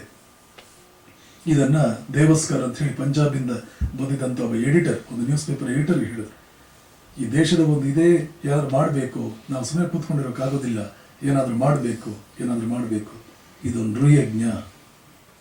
ಏನು ಮಾಡಲಿ ನಾನು, ಏನು ಮಾಡಲಿ ನಾನು, ಏನು ಮಾಡಬಲ್ಲೆ, ಹೌ ಬೆಸ್ಟ್. ಎಲ್ಲರೂ ಹನುಮಂತನಾಗೋದು ಬೇಡ, ಒಂದು ಅಳಿದಾಗೋಣ. ಟ್ಯಾಗೋರ್ ಒಂದು ಕತೆ ಹೇಳ್ತಾರೆ, ಬೆಳಗ್ಗೆಯಿಂದ ಸಾಯಂಕಾಲದವರೆಗೆ ಜಗತ್ತನ್ನು ಬೆಳಗಿದಂಥ ಸೂರ್ಯ ಸಾಯಂಕಾಲ ಹೇಳಿದಂತೆ, ಬೆಳಗ್ಗೆಯಿಂದ ನಾನು ಜಗತ್ತನ್ನು ಬೆಳಗಿದ್ದೇನೆ, ನಾನು ಸ್ವಲ್ಪ ರೆಸ್ಟ್ ಮಾಡ್ತೇನೆ, ನನ್ನ ಕೆಲಸ ನೀವು ಯಾರಾದರೂ ಮಾಡ್ತೀರಾ ಅಂತ ಎಲ್ಲರೂ ಕೇಳಿದಂತೆ. ಯಾರೂ ಮುಂದೆ ಬರಲಿಲ್ವಂತೆ. ಕೊನೆಗೆ ಒಂದು ಮಿಣುಕು ಹುಳ ಬಂದು ಹೇಳ್ತಂತೆ, ನೋಡು ಸೂರ್ಯ, ನಿನ್ನಷ್ಟು ಶಕ್ತಿ ನನಗಿಲ್ಲ, ಆದರೆ ನೀನು ಬೆಳಗಬೇಕು ಅಂತ ಹೇಳಿದೆ ತಾನೆ, ನನಗೆ ಎಷ್ಟು ಶಕ್ತಿ ಇದೆಯೋ ಅಷ್ಟು ಬೆಳಗ್ತೇನೆ, ಸ್ವಲ್ಪ ನಾನು ಬೆಳಗ್ತೀನಿ ಅಂತ ಮಿಣುಕು ಹುಳ ಹೇಳಿ ಸ್ವಲ್ಪ ಬೆಳಗೋದಕ್ಕೆ ಪ್ರಾರಂಭ ಮಾಡ್ತೀನಿ. ನಾವೆಲ್ಲರೂ ಮಿಣುಕು ಹುಳುಗಳಾದ್ರೂ ಸಾಕು. ವಿವೇಕಾನಂದರು ಸೂರ್ಯನಂತೆ ಜಗತ್ತನ್ನು ಬೆಳಗಬಹುದು, ನಾವೆಲ್ಲ ಮನೆಯನ್ನು ಬೆಳಗುವ ಒಂದು ಸಣ್ಣ ಬಲ್ಬ್ ಆದರೆ ಸಾಕು. ಕತ್ತಲೆಯನ್ನು ಉಂಟು ಮಾಡೋರಾಗಬಾರ್ದು ನಾವು ಅಷ್ಟೇ. ಒಂದು ಮನೆಯನ್ನು ನಮ್ಮ ಮನೆಗಳನ್ನು ನಾವು ಚೆನ್ನಾಗಿ ಕಟ್ಕೊಂಡ್ರೆ ಎಷ್ಟೋ ಆಯ್ತು. ದೇಶ ಕಟ್ಟೋದಾದ್ಮೇಲೆ ನೋಡೋಣ, ನಮ್ಮ ಮನೆಗಳು ಇದಾಯ್ತಾ ನೋಡೋಣ, ಪಕ್ಕದ ಮನೆ, ಅಕ್ಕಂಗಿರ ಮನೆ, ಅಣ್ಣ ತಮ್ಮಂದಿರ ಮನೆ, ಅದು ಆಯ್ತಾ, ಆಮೇಲೆ ನೋಡೋಣ. ಹೀಗೇನೇ ಇರಲಿ, ಮೊದಲು ನಮ್ಮ ಮನೆ, ಆಮೇಲೆ ಚಿಕ್ಕಪ್ಪ ದೊಡ್ಡಪ್ಪನ ಮನೆಗಳು, ಅತ್ತೆ ಮನೆಗಳು, ಆ ಮನೆ, ಸ್ವಲ್ಪ ಸ್ನೇಹಿತರು, ದೂರದ ನೆಂಟರು, ಹೀಗೇನೆ ಹೋಗೋಣ. ಒಮ್ಮೆಲೆ ಎಲ್ಲರನ್ನೂ ಬಿಟ್ಬಿಟ್ಟು ಬೇರೆ ಕಡೆ ಹೋಗೋದು ಬೇಡ. ಮನೆಯನ್ನು ಗೆದ್ದೇ ಮಾರ್ಗೆಲ್ಲೋಣ, ಏನು ನಷ್ಟ ಇಲ್ಲ. ಗೃಹಸ್ಥರು ಒಂದೇ ಸಲ ಎಲ್ಲ ಬಿಟ್ಬಿಡ್ಬೇಕು ಅಂತ ಎಲ್ಲಿಯೂ ಹೇಳಲ್ಲ. ಮೊದಲು ಮನೆ ಗೆದ್ದು ಎಲ್ಲ ವ್ಯವಸ್ಥೆ ಮಾಡಿ ಆಮೇಲೆ ಬರಬೇಕು ಅಂತ ಸ್ಪಷ್ಟವಾಗಿ ಮನು ಹೇಳ್ತಾನೆ ಗೃಹಸ್ಥರ ಧರ್ಮಗಳನ್ನ ಹೇಳುವಾಗ. ಆದರೆ ನಮಗೆ ಶಕ್ತಿ ಇದ್ದಾಗ ಕೇವಲ ನಾನು ಅನ್ನುವಂಥ ಭಾವನೆಯಲ್ಲಿ ಇರಬಾರದು ಅಂತ ಹೇಳುವಂಥ ಇದು ನೃಯಜ್ಞ. ಈ ಬುದ್ಧಿಯನ್ನು ಕಲಿಸ್ಕೊಡಿ ಮಕ್ಕಳಿಗೆ. ಸಣ್ಣ ವಯಸ್ಸಿನ ಗಿಡವಾಗಿ ಬಗ್ಗದ್ದು ಮರವಾಗಿ ಬಗ್ಗೀತೆ, ಆದ್ದರಿಂದ ಮೊದಲಿಂದಲೇ ಇದನ್ನು ಕಲಿಸ್ಕೊಡಿ. ಹೇಳಿ, ನೋಡು, ನಾಳೆ ಬೆಳೆದು ನೀನು ದೊಡ್ಡವನಾದಾಗ ಒಂದು ತುತ್ತು 1% ನಿನ್ನ ಇನ್ಕಮ್ ನಿನಗಲ್ಲ, ಯಾರೋ ಬಡವರಿಗೆ, ಎಲ್ಲಿಯೋ ಯಾರೋ ಬಡವರಿಗೆ, ಯಾರೋ ಹೆಲ್ಪ್ಲೆಸ್ ಆಗಿದ್ದಾರೆ, ಅಸಹಾಯಕರಾಗಿದ್ದಾರಲ್ಲ ಅವರಿಗೆ ನಿನ್ನ 1% ನಿಂದಲ್ಲಪ್ಪ, ಇಷ್ಟು ಮಾತ್ರ ಮಾಡು. ಇದನ್ನ ಹೇಗೆ ಮಾಡೋದು? ನಾನು ಇಂಡಿಯಾದಲ್ಲಿ ಸಜೆಸ್ಟ್ ಮಾಡ್ತೇನೆ. ಮಕ್ಕಳಿಗೆ ಬರ್ತ್ಡೇ ಅಂತ ಆಗುತ್ತಲ್ಲ, ಅವರಿಗೆ ಮನೆ ಮೇಲೆ ಕೂಡಿಸ್ತೀರಲ್ಲ, ಅವ್ರಿಗೆ ಆರತಿ ಎತ್ತಿ ದೀಪ ಊದುವುದು ಅದೆಲ್ಲ ಮಾಡೋದು ಬೇಡ. ದೀಪ ಊದುವುದು ನಮ್ಮ ದೇಶದ ಸಂಸ್ಕೃತಿ ಅಲ್ಲ. ಆ ಹುಡುಗನನ್ನು ದೀಪವನ್ನಾಗಿಸುವುದು ನಮ್ಮ ಸಂಸ್ಕೃತಿಯ ಹೊರತು ಈಗಾಗಲೇ ಬೆಳಗ್ತಾ ಇರೋ ದೀಪವನ್ನು ಊದೋದು ಯಾಕೆ? ಆ ವೆಸ್ಟರ್ನರ್ಸ್ ಅದು ಹೇಗೆ ಬಂತ ಗೊತ್ತಿಲ್ಲ, ನಾನು ಅವ್ನು ಬೈಬೇಕು ಅಂತ ನನ್ನ ಉದ್ದೇಶ ಇಲ್ಲ. ಅದು ಅವ್ರಿಗೆ ಇಟ್ಕೊಳ್ಳಿ, ಅದು ಅವ್ರಿಗೆ ಇಲ್ಲ, ಅವ್ರವ್ರಿಗೆ ಚಂದ, ನಮ್ಮದು ನಮ್ಗೆ ಚಂದ. ದೀಪ ಬೆಳಗಿ ನೀನೊಂದು ದೀಪವಾಗು ಮಗುವೆ ಅಂತ ಹೇಳುವಾಗ, ಅವ್ರಿಗೆ ಆರತಿ ಎತ್ತುವಾಗ ಎಲ್ಲ ಕೂಡಿಸ್ಕೊಂಡು, ನೋಡು ನೀನು ಬೆಳೆದು ದೊಡ್ಡವನಾದ್ಮೇಲೆ ಹೀಗಾಗಬೇಕು. ಒಂದೊಂದು ಅವನ ಜನ್ಮದಿನೋತ್ಸವ ಬಂದಾಗ, ಒಂದೊಂದು ಬರ್ತ್ಡೇ ಬಂದಾಗ ನೀನು ಇನ್ನು ಮುಂದೆ ನೀನು ಸುಳ್ಳು ಹೇಳಬಾರ್ದು, ಇನ್ನು ಮುಂದೆ ನೀನು ಜಿಪ್ಪಣನಾಗಬಾರ್ದು. ಏನೇ ತಿನ್ನೋದಕ್ಕೆ ಯಾರಾದರೂ ಕೊಟ್ಟರೆ ಪಕ್ಕದಲ್ಲಿರೋರಿಗೆ ಒಂದು ಸ್ವಲ್ಪ ಹಂಚಿ ತಿನ್ಬೇಕೇ ಹೊರತು ನನಗೇ ಇರಲಿ ಅಂತ ನೀನು ಎಂದಿಗೂ ಮಾಡಬಾರ್ದು. ಯಾರೋ ಒಬ್ಬರು ಇದ್ರು, ಬಹಳ ಜಿಪುಣರಿದ್ರಂತೆ. ಈ ಜಿಪುಣತನ ಹೋಗಲಾಡಿಸೋದಕ್ಕೆ ಅಂತ ಪಕ್ಕದ ಮನೆ ಇದ್ದವ್ರ ಫ್ರೆಂಡು ದಿನ ಬೆಳಗ್ಗೆ ಒಂದು 5 ರೂಪಾಯಿ ಕೊಡೋದು. ಯಾಕೆ 5 ರೂಪಾಯಿ ಕೊಡ್ತೀರಿ? ನಾನು ನಿಮ್ಮ ಹತ್ರ ಏನು ತೊಗೊಂಡಿಲ್ವಲ್ಲ, ಇಟ್ಕೊಳ್ಳಿ, ಸಾಯಂಕಾಲ ತೊಗೊಳ್ತೀನಿ ಕೊಟ್ಟು ಸಾಯಂಕಾಲ ಬಂದು ತೊಗೊಂಡೋಗಿ. ಹೀಗೆ ನಡೀತು. ಯಾಕೆ ಹೇಗೆ ಮಾಡ್ತೀರಿ ರಾಮರಾಯರೇ ಅಂತ ಕೇಳಿ, ರಾಮರಾಯರು ಹೇಳಿಲ್ಲ, ಭೀಮರಾಯರು ಬಿಡಲಿಲ್ಲ. ಕೊನೆಗೆ ಹೇಳಿದಂತೆ, ಏನಿಲ್ಲ, ನಾನು ಒಂದು 25 ವರ್ಷದ ನಿನ್ನ ಸ್ನೇಹಿತ ನೋಡ್ತಾನೆ ಇದ್ದೀನಿ ಕಣೋ ಭೀಮರಾಯ, ಒಂದು ದಿನವೂ ಕೈ ಎತ್ತಿ ಯಾರಿಗೂ ಒಂದು ಪೈಸೆ ಕೊಡ್ಲಿಲ್ಲ, ಕೊಡುವುದು ಹೇಗೆ ಅಂತ ನೀನು ಕಲಿಸ್ತಾ ಇದ್ದೀನಿ, ಪ್ರಾಕ್ಟೀಸ್ ಮಾಡಿಸ್ತಾ ಇದ್ದೀನಿ. ನನ್ನ ದುಡ್ಡೇ ಇರಲಿ ಚಿಂತೆ ಇಲ್ಲ, ಕೊಡೋದು ಹೇಗೆ ಅಂತ ನೀವು ಇಂತಹ ಭೂಪತಿಗಳು ಇರ್ತಾರೆ. ಏಂಜಲ್ ಕೈಯಲ್ಲಿ ಕಾಗೆ ನೋಡ್ಸಲ್ಲ ಅಂತ ಹೇಳ್ತಾರಲ್ಲ ಕನ್ನಡದಲ್ಲಿ, ಹಾಗೆ ಅಂತಹ ತಪ್ಪದು, ಮಾಡಬಾರ್ದು. ಗೃಹಸ್ಥನ ಧರ್ಮವಲ್ಲ. ಹಾಗೆ ಬದುಕಿದ್ರೆ ಮುಂದೆ ದಟ್ಟ ದಾರಿದ್ರ್ಯ ನಮ್ಮನ್ನು ಸುತ್ತಕೊಳ್ಳುತ್ತೆ. ಶಂಕರಾಚಾರ್ಯ ಜೀವನದಲ್ಲಿ ಒಂದು ಮುದುಕಿ ಮನೆ ಮುಂದೆ ನಿಂತ್ಕೊಳ್ತಾರೆ. ಈ ಹಾಲುಗೆನ್ನೆಯ ಹುಡುಗ ಇನ್ನೂ ಸನ್ಯಾಸಿ, ಆ ಮಗುಗೆ ಮಾತೃವಾತ್ಸಲ್ಯ ಉಕ್ಕಿ ಬರುತ್ತೆ ಅವಳಿಗೆ. ಅಯ್ಯೋ ಬಾಲ ಶಿವನಂತೆ ಇದ್ದಾನೆ, ಇವನಿಗೇನು ಕೊಡೋದಕ್ಕಿಲ್ಲಲ್ಲ ಮನೆಯಲ್ಲಿ, ಮಹಾದಾರಿದ್ರ, ಏನಾದರೂ ಹಾಕೋಣ ಅಂತ ನನಗೆ ಆಸೆ ಮಗುವೆ, ಏನೋ ಇಲ್ಲ ಮನೆಯಲ್ಲಿ ಅಂತಾಳೆ. ಅಮ್ಮ ಏನಾದರೂ ಇರ್ಬೋದು ನೋಡಿ. ಕೊನೆಗೆ ಒಣಗೋಗಿರೋ ಒಂದು ನೆಲ್ಲಿಕಾಯಿ ಇರುತ್ತೆ, ಆ ನೆಲ್ಲಿಕಾಯಿ ತಂದು ಹಾಕ್ತಾಳೆ. ಆವಾಗ ಶಂಕರರು ಇವಳ ಸ್ಥಿತಿಯನ್ನು ಕಂಡು ಲಕ್ಷ್ಮಿಗೆ ಪ್ರಾರ್ಥನೆ ಮಾಡ್ತಾರೆ, ಅಮ್ಮ ಎಷ್ಟು ದಾರಿದ್ರ ಈ ತಾಯಿಗೆ, ಇವರು ಸ್ವಲ್ಪ ಕೃಪೆ ಮಾಡು ಅಂತ ಲಕ್ಷ್ಮಿ ಆಮೇಲೆ ಕನಕಧಾರಿಯನ್ನು ಸುರಿಸ್ತಾಳೆ. ಕನಕಧಾರಾ ಸ್ತೋತ್ರ ಅಂತ ಬರುತ್ತೆ, ಅದು ಅದರ ಸಿಚುವೇಶನ್ ಬ್ಯಾಕ್ಗ್ರೌಂಡ್. ಕನಕಧಾರಿಯನ್ನೇ ಸುರಿಸ್ತಾಳೆ. ಕೊನೆಗೆ ಲಕ್ಷ್ಮಿ ಕೇಳ್ತಾರೆ, ಅಮ್ಮ ಇಷ್ಟು ದಾರಿದ್ರೆ ಯಾಕೆ ಇವಳಿಗೆ ಅಂತ. ಲಕ್ಷ್ಮಿ ಹೇಳ್ತಾಳೆ, ಕಳೆದ 15 ಜನ್ಮಗಳಿಂದ ಯಾರಿಗೂ ಒಂದು ಅಗಳು ದಾನ ಮಾಡಿಲ್ಲ ಇವಳು, ಯಾರಿಗೂ ಕೈ ಎತ್ತಿ ಒಂದು ಅಗಳು ದಾನ ಮಾಡಿಲ್ಲ ಇವಳು ಹಲವು ಜನ್ಮಗಳಿಂದ. ಇನ್ನು ದಾರಿದ್ರ್ಯ ಬರದೆ ಇನ್ನೇನಾಗುತ್ತೆ. ನಮ್ಮ ಬುತ್ತಿ ಇವತ್ತು ನಾವು ಯಾರಿಗೇನು ಕೊಡ್ತೀವೋ ಕೊಟ್ಟಿದ್ದು ತನಗೆ, ಬಚ್ಚಿಟ್ಟಿದ್ದು ಪಲರಿಗೆ. ಕೊಟ್ಟಿದ್ದು ತನಗೆ, ನಿಜವಾಗ್ಲೂ ನೀವು ಏನು ಕೊಡ್ತೀರೋ ಅದೇ ನಿಮ್ಮ ಬ್ಯಾಂಕ್ ಬ್ಯಾಲೆನ್ಸ್. ನನಗಿರ್ಲಿ ಅಂತ ಇಟ್ಟರು ಅದು ಯಾರಿಗೆ ಹೋಗುತ್ತೋ, ನಿಮ್ಗಂತೂ ಹೋಗಲ್ಲ, ಅದು ಯಾರಿಗೆ ಹೋಗುತ್ತೋ ಗೊತ್ತಿಲ್ಲ. ಒಟ್ಟಿನಲ್ಲಿ ಯಾರಿಗೋ ಎಲ್ಲೋ ಒಂದು ಕಡೆ ಹೋಗ್ಬಿಡುತ್ತೆ. ಇಂಥ ಅದ್ಭುತವಾದ ವಿಸ್ಡಮ್ ಇದೆ ಈ ನೃಯಜ್ಞದಲ್ಲಿ. 4 ಆಯ್ತು: ದೇವಯಜ್ಞ, ಋಷಿಯಜ್ಞ, ಪಿತೃಯಜ್ಞ, ನೃಯಜ್ಞ, ಭೂತಯಜ್ಞ, ದಿ ಇಕಲಾಜಿಕಲ್ ಬ್ಯಾಲೆನ್ಸ್. ಪಂಚಭೂತಗಳು ಅಂತಿದೆ: ಆಕಾಶ, ಗಾಳಿ, ನೀರು, ಬೆಂಕಿ, ಮಣ್ಣು. ಇವುಗಳನ್ನು ನಾವು ಹಾಳು ಮಾಡಬಾರ್ದು, ಇವುಗಳನ್ನು ಚೆನ್ನಾಗಿ ಇದೆ ಹೇಗೆ ನನ್ನ ಸೆಲ್ಫಿಶ್ ಎಂಡಿಗೆ ಅದನ್ನೆಲ್ಲ ಅದರ ಸಾರವನ್ನೆಲ್ಲ ಹೀರಿ ಒಂದೇ ದಿನ ಎಲ್ಲ ತಿಂದು ಬಿಡೋಣ ಅಂತ ಅದನ್ನೆಲ್ಲ ಇಂಡಿಯಾದಲ್ಲಿ ಬೋರ್ವೆಲ್ಗಳು ಹಾಕಿ ನೀರೆಲ್ಲ ಎತ್ತಿ ಒಳಗಡೆ ಎಲ್ಲ ಖಾಲಿ ಮಾಡಿಬಿಟ್ಟಿದಾರಲ್ಲ. ಹಾಗೆ ನೋಡಿ, ಭೂತಯಜ್ಞ ಅನುಸರಿಸಿ ಕುಡಿಯೋದಕ್ಕೆ ನೀರಿಗೆ ಗತಿ ಇಲ್ಲ. ಯಾಕೆ? ಭೂಮಿ ಬೋರ್ ಹಾಕಿದ್ರೆ ನೀರು ಬೀಳುತ್ತೆ ಅಂತ ಗೊತ್ತಾಯ್ತು, ಎಲ್ಲ ಹೇಳ್ಕೊಂಡ್ಬಿಟ್ರು.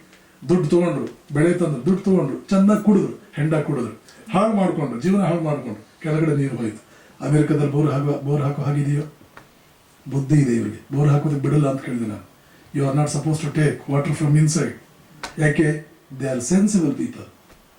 ಗೊತ್ತಿದ್ದೋ ಗೊತ್ತಿಲ್ಲದೆಯೋ ಭೂತಯಜ್ಞ ಅನುಸರಿಸ್ತಾ ಇದ್ದಾರೆ ಅವರು, ನೃಯಜ್ಞ ಅನುಸರಿಸ್ತಾ ಇದ್ದಾರೆ, ಪಿತೃಯಜ್ಞ ಇಲ್ಲ ಅಷ್ಟೇ ಅವರಿಗೆ, ಮನೆ ಎನ್ನುವಂಥದ್ದೇ ಇಲ್ಲವಲ್ಲ ಅವರಿಗೆ. ದೈವಯಜ್ಞನೂ ಸ್ವಲ್ಪ ಮಟ್ಟಿಗಿದೆ, ಋಷಿಯಜ್ಞ ಅನ್ನುವಂಥದ್ದು ಇದೆ, ಪಿತೃಯಜ್ಞ ಇಲ್ಲ. ಆದ್ದರಿಂದ ಫ್ಯಾಮಿಲಿ ಸ್ಟ್ರಕ್ಚರ್ ಅನ್ನುವಂಥದ್ದು ಅವರಲ್ಲಿ ಇನ್ನೂ ಆ ಪರ್ಫೆಕ್ಷನ್ ಅನ್ನುವಂಥದ್ದು ಇಲ್ಲ, ಅದ್ರಲ್ಲಿ ಸ್ವಲ್ಪ ತೊಡಕಿದೆಯೋ ಹೊರತು. ನೋಡಿ, ಗೊತ್ತಿದ್ದೋ ಗೊತ್ತಿಲ್ಲದೆಯೋ 4 ಯಜ್ಞಗಳನ್ನ ಅನುಸರಿಸ್ತಾ ಇದ್ದಾರೆ. ಫ್ಯಾಮಿಲಿ ಸಿಸ್ಟಮ್ ಚೆನ್ನಾಗಿಲ್ಲ, ಯಾಕೆ ಅಂದರೆ ಪಿತೃಯಜ್ಞ ಇಲ್ಲ, ಅದು ಬಿಟ್ಟು ಬೇರೆ ಎಲ್ಲ ಚೆನ್ನಾಗಿದೆ. ಎಷ್ಟು ಕರೆಕ್ಟಾಗಿ ಆ ಋಷಿಗಳ ಒಂದು ಆ ವಿಚಾರಗಳಿಗೆ ಒಂದು ಅರ್ಥ ಸಿಗ್ತಾ ಇದೆ, ಅಮೆರಿಕದಲ್ಲೇ ಅರ್ಥ ಸಿಗ್ತಾ ಇದೆ. ಹೀಗೆ ಆ ಮನುಷ್ಯನನ್ನ, if you can make him aware of his responsibilities, duties, totally conscious of his role in building his own self, and through that building the society around and the nation at large, every brick will be strongly built, ever ready to offer its duties, ever ready to sacrifice its own individual interest for the collective interest.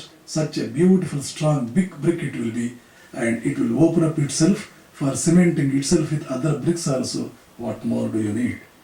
So ಇಡೀ ಅದ್ಭುತವಾದ ಒಂದು ಸಮಾಜದ ನಿರ್ಮಾಣದ ಒಂದು ಎಡಿಫೈಸ್ ಅದು ಹೇಗೆ ಬೇಕು ಅಂತ ಋಷಿಗಳು ಇದನ್ನು ಹೇಳ್ತಾರೆ. ಇಷ್ಟು ಅರ್ಥ ಇದೆ.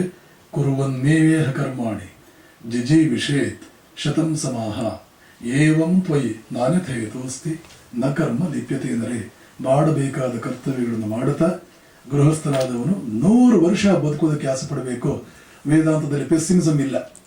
ವೇದಾಂತ ಏನೋ ಸ್ವಲ್ಪ ನಿಷ್ಕ್ರಿಯತೆಯನ್ನು ಬೋಧನೆ ಮಾಡುತ್ತೆ, ಆಶಾಹೀನತೆಯನ್ನ ಬೋಧನೆ ಮಾಡುತ್ತೆ ಅಂತ ಎಷ್ಟೋ ಜನ ಹೇಳ್ತಾರೆ. ಎಲ್ಲಿದೆ 100 ವರ್ಷ ಪಶ್ಯೇಮ ಶರದಶತಂ ಜೀವೇಮ ಶರದಶತಂ ಉಪನಿಷತ್ನಲ್ಲಿ ಬರುತ್ತೆ. ನಾವು 100 ಶರತ್ಕಾಲಗಳನ್ನು ನೋಡ್ತೇವೆ, 100 ಶರತ್ಕಾಲಗಳನ್ನು ಬದುಕೋದಕ್ಕೆ ಇಷ್ಟಪಡ್ತೇವೆ, 100 ಶರತ್ಕಾಲಗಳನ್ನು ಆನಂದಿಸ್ತೇವೆ, ಹೀಗೆಲ್ಲ ಹೇಳ್ತಾರೆ. ಪೆಸ್ಸಿಮಿಸಮ್ ಇದೆಯಾ?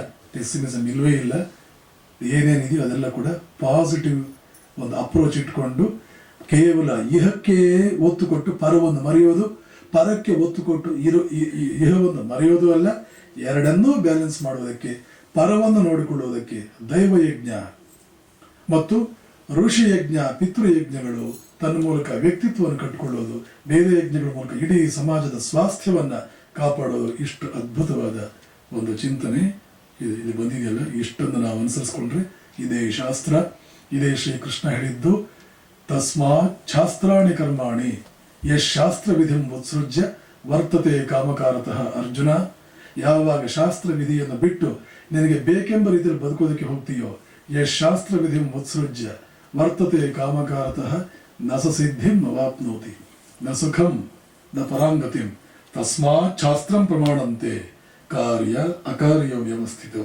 ಶಾಸ್ತ್ರ ವಿಧಿಗೆ ಅನುಸಾರವಾಗಿ ಕಾರ್ಯ ಮತ್ತು ಅಕಾರ್ಯಗಳನ್ನು ಮಾಡಿಕೊಂಡು ಹೋಗಬೇಕಾಗುತ್ತೆ ಅನ್ನುವಂಥ ಅದ್ಭುತವಾದ ಮಾತು ಏನು ಹೇಳಿದ್ದಾನೋ ಆ ಮಾತಿಗೆ ಇಷ್ಟು ನಾವು ತಾತ್ಪರ್ಯವನ್ನು ಕೊಡೋಕ್ಕೆ ಸಾಧ್ಯವಾಗುತ್ತೆ. ಇದೆಲ್ಲ ನಿಮಗೆ ತಿಳಿದಿರಲಿ.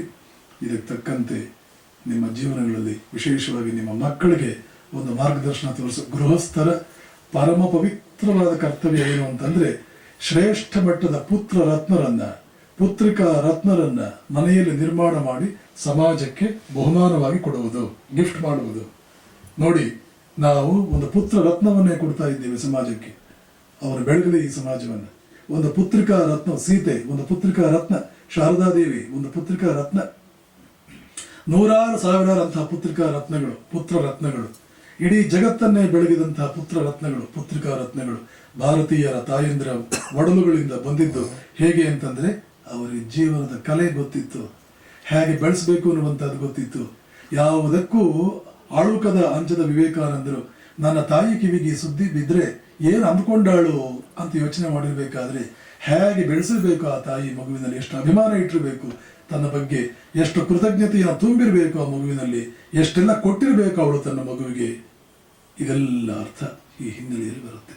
ಇದು ಗೃಹಸ್ಥರ ಕರ್ತವ್ಯಗಳು. ಇಂಥ ಶ್ರೇಷ್ಠ ಮಟ್ಟದ ಗೃಹಸ್ಥರು ನೀವೆಲ್ಲ ಆಗಲಿ ಅಂತ ಶ್ರೀರಾಮಕೃಷ್ಣರಲ್ಲಿ, ಶಾರದಾ ಮಾತೆಯಲ್ಲಿ, ಸ್ವಾಮಿ ವಿವೇಕಾನಂದರಲ್ಲಿ ಪ್ರಾರ್ಥಿಸ್ಕೊಳ್ತೇನೆ. ಶ್ರೀಮಾನ್ ಹೇಮಚಂದ್ರರವರು ಇದೊಂದು ಅವಕಾಶ ಬಹಳ ಖುಷಿಯಾಯಿತು. ಪ್ರಾರಂಭದಲ್ಲಿ ಒಂದು ಸ್ವಲ್ಪ, ಯಾವಾಗಲೂ ಒಂದು ಸ್ವಲ್ಪ ಪ್ರಾರಂಭದ ಹಾಗೆ ಇರುತ್ತೆ. ಪ್ರಾರಂಭದಲ್ಲಿ ಒಂದು ಸ್ವಲ್ಪ ಆ ಕಡೆ ಈ ಕಡೆ ಇದ್ದಾಗ ಬರ್ತಾ ಬರ್ತಾ ಚೆನ್ನಾಗಾಗುತ್ತೆ. ಪ್ರಾರಂಭದಲ್ಲಿ ಚೆನ್ನಾಗಾಗ್ಬಿಟ್ರೆ ಬರ್ತಾ ಬರ್ತಾನು ಚೆನ್ನಾಗಿ ಆಗಬಹುದು. ಆದರೆ ಆಗುತ್ತೆ. ಇವತ್ತೇನೋ ನನಗೆ ನಿಜ, all is well that ends well.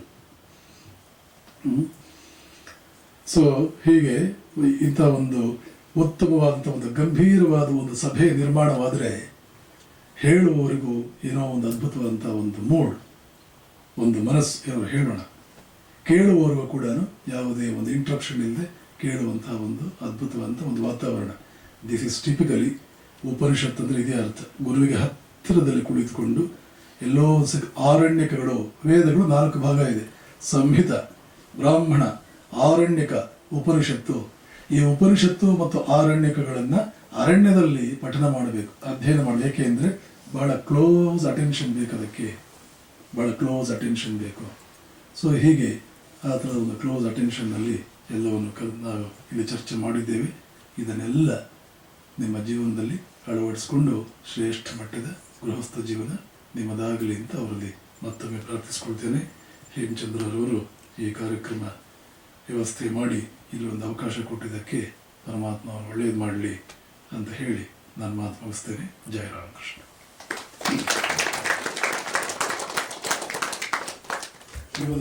S, ಹೇಳಿ ಹೇಳಿ. Thank you. ಬೇರೆ ಯಾರಿಗಾದ್ರೂ ಏನಾದ್ರು ಕ್ವಶನ್ಸ್? ಏನಾದರೂ ಪ್ರಶ್ನೆಗಳಿದ್ರೆ ನಿಮ್ಮೂರು ಯಾವ ಸ್ವಾಮೀಜಿ ಅಂತ ಕೇಳಬೇಡಿ, ಕೇಳಿದ್ರೆ ತೊಂದರೆ ಇಲ್ಲ. ಕೊನೆ ಕೇಳೋಣ ಅದನ್ನು.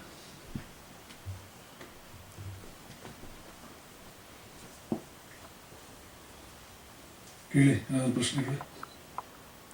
ಎಲ್ಲರಿಗೂ ಈ ಕಡೆ ಲೈನ್ ನೀವು ಮಾತನಾಡೋಕೆ ಒಂದು ಅವಕಾಶ ಕೊಟ್ಟಿದ್ದೀವಿ ಇವಾಗ. You can ask any question, Yeah. whatever Yes. question you want. Ask. ಕೇಳಿ Vasudeva. Master Yeah, I want to ask. I want your advice hmm. to the children who may not have all the information about their culture, gods and goddesses. If they meet Yes. other classmates or schoolmates hmm. who might be derisive of their culture, even though they may not know the exact, precise answers, like they should be in a position to be proud of their culture, be able to respond in a fashion that you think would be best.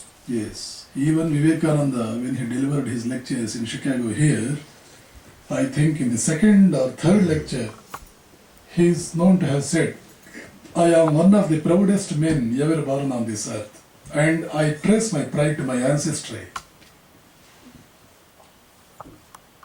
Reflect upon this. He says, he is an extraordinarily proud man. Where is the basis for his pride? We think our ancestry is so shallow, hollow, lifeless, most degenerated ancestry we had. They are all concocted stories. Perfect specimens of falsehood. Your ancestry is a remarkable ancestor.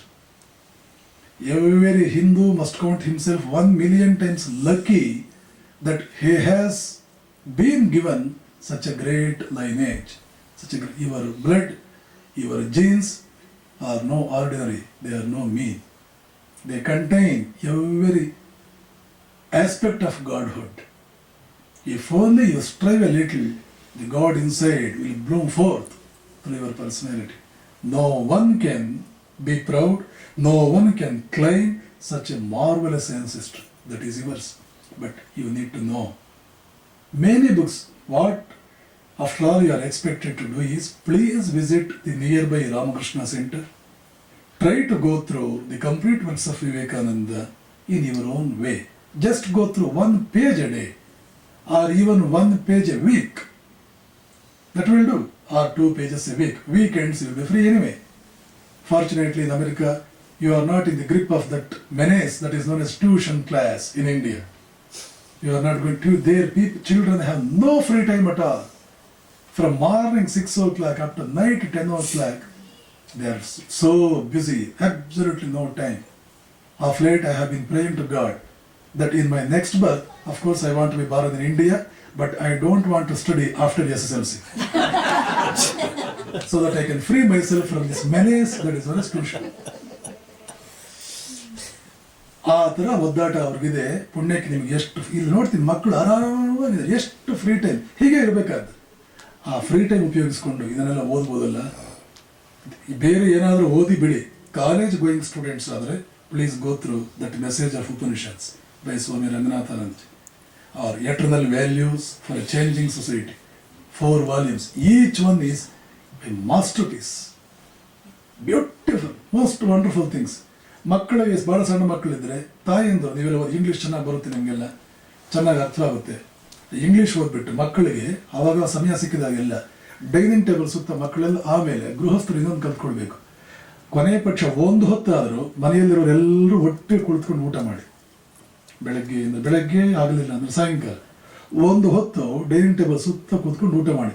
ಎಲ್ಲರೂ ಒಳ್ಳೆ ಮೂಡಲ್ಲಿ ಇರ್ತಾರೆ, ಯಾಕಂದ್ರೆ ಊಟ time ಅಲ್ವಾ, ಎಲ್ರಿಗೂ ಒಳ್ಳೆ mood ಇರುತ್ತೆ. ಆ ಒಳ್ಳೆ ಮೂಡ್ನಲ್ಲಿ ಮೆತ್ತಗೆ ಏನಾದರೂ ಮಾಡಿ ಒಂದು ಟಾಪಿಕ್ ತೆಗೀರಿ, ಅದನ್ನೇ ಒಂದು ವಿಷಯವಾಗಿ ಡೆವಲಪ್ ಮಾಡಿ.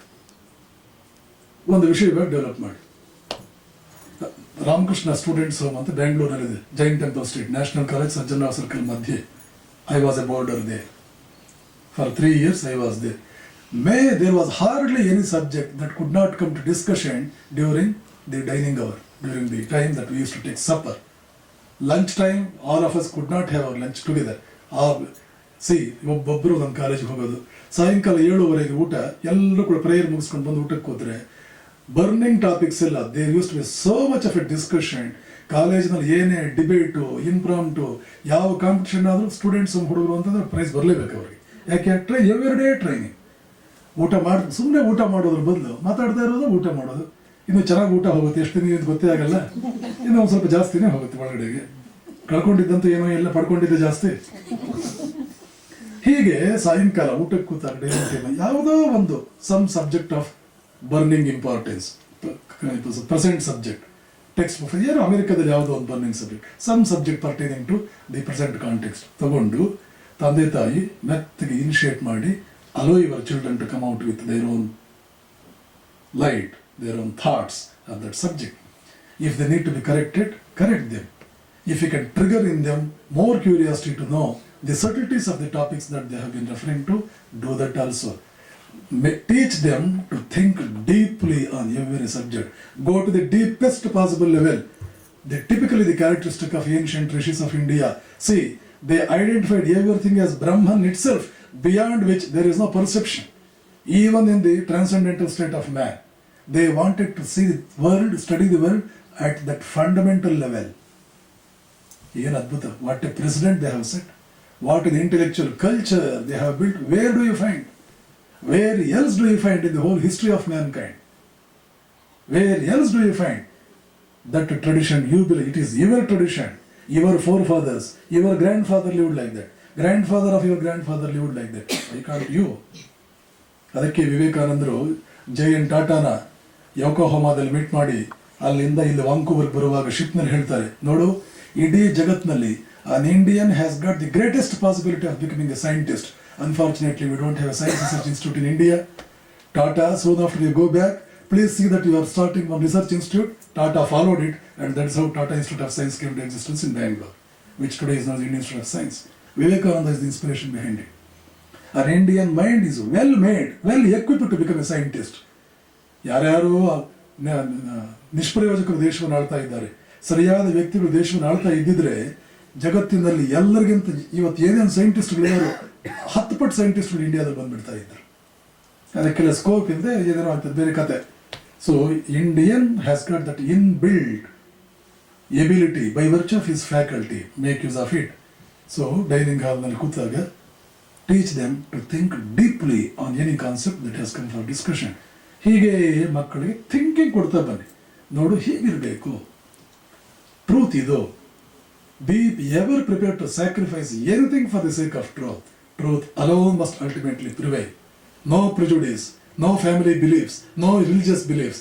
Truth, truth and truth alone. ಸತ್ಯನಿಷ್ಠರು, ಸತ್ಯವ್ರತರು ಇವರನ್ನು ನಾವು ಮಾಡಿದೀವಿ ಅಂತಂದ್ರೆ, ಸತ್ಯ ಪರಮಾತ್ಮನ ತತ್ವರೂಪ ಸತ್ಯ. ಭಗವಂತ ಅಂತಿದಾನಲ್ಲ, ಅವನ ತತ್ವರೂಪವೇ ಸತ್ಯ, ಅವನ ಆಚರಣೆಯ ರೂಪವೇ ಧರ್ಮ. ನೀವು ಕೃಷ್ಣನಲ್ಲಿ ರಾಮನ ನಂಬಿಕೆ ಇಲ್ಲ ಅಂದ್ರೆ ಪರವಾಗಿಲ್ಲ, ಪರಮಾತ್ಮ ಅಂದ್ರೆ ಅದ್ಭುತವಾದ ಸತ್ಯ ಅಂತ ನಿಮ್ಗೆ ನಂಬಿಕೆ ದೊರಕತಕ್ಕಂತೆ ನೀವು ನೋಡಿಕೊಂಡ್ರೆ you are more religious than even the strongest devotee of a Krishna. ಹೀಗೆ you can enlighten your children through the things taking place right in the dining hall. ಹೀಗೆ ನೀವು ಮಾಡ್ಕೊಳ್ಬೇಕು. ದಿ ಸ್ಟಡಿ ಮೆಟ್ ಇದಕ್ಕೇನು message of Upanishads, eternal values for changing society and complete works of Swami Vivekananda. ಇಷ್ಟನ್ನೇ ನೀವು ಓದೋದಕ್ಕೆ ಮಕ್ಕಳಿಗೂ ಕೊಡ್ತಾ ನೀವು ಓದ್ತಾ ಇದ್ರೆ that will be remarkable development in the family. ಸ್ವಾಮಿ ವಿವೇಕಾನಂದರು ಅಮೆರಿಕಕ್ಕೆ ಬಂದಿದ್ದಾರೆ, ಅಮೋಘವಾದ ಭಾಷಣ ಕೊಟ್ಟಿದ್ದಾರೆ.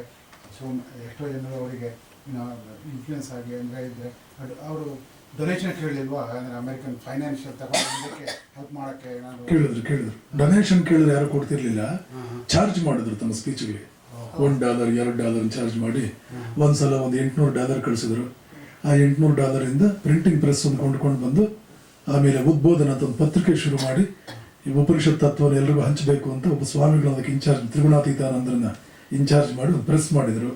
ಬೇಲೂರು ಮಠ ಕಟ್ಟೋದಕ್ಕೆ 6 ಎಕರೆ ಜಮೀನು ಕೊಂಡ್ಕೊಳ್ಬೇಕಾಯ್ತು, ಅದಕ್ಕೆ ಈ ದುಡ್ಡು ಯೂಸ್ ಮಾಡಿದ್ರು. ಯಾರು ಕೇಳಿದ್ರು, Swamiji you are not suppose to charge for religious discourses ಅಂತ ಒಬ್ಬ ಲೇಡಿ ಕೇಳಿಬಿಟ್ಲು ಅವ್ರಿಗೆ. ಅವ್ರು ಹೇಳಿದ್ರು, madam I am selling my brain for the sake of my people there ಅಂತಂದ್ರು. I am selling my brain, I know religious truths should not be sold, I am selling my brain for the sake of my people there back in India ಅಂತ ಹೇಳಿದ್ರು. Yes, Swamiji. Perhaps for the benefit of the young people, Yes. you could repeat some of what you have said through the course of lectures. How even before most of the scientists over the centuries have realized the truth of scientific nature of the Hindu religion. Everything can be boiled down to Paramatma energy, universal energy. Scientists like Werner von Braun, Einstein, Heisenberg, they all held up Indian logic of universal energy into everything that happens, including atom bombs, rockets and all that. So for the benefit of the people, coming from you will be more authentic than my throwing about. Agli. For example, Heisenberg, uncertainty principle kottaga, Einstein did not agree with that. You know the famous reaction of Einstein, God does not play dice.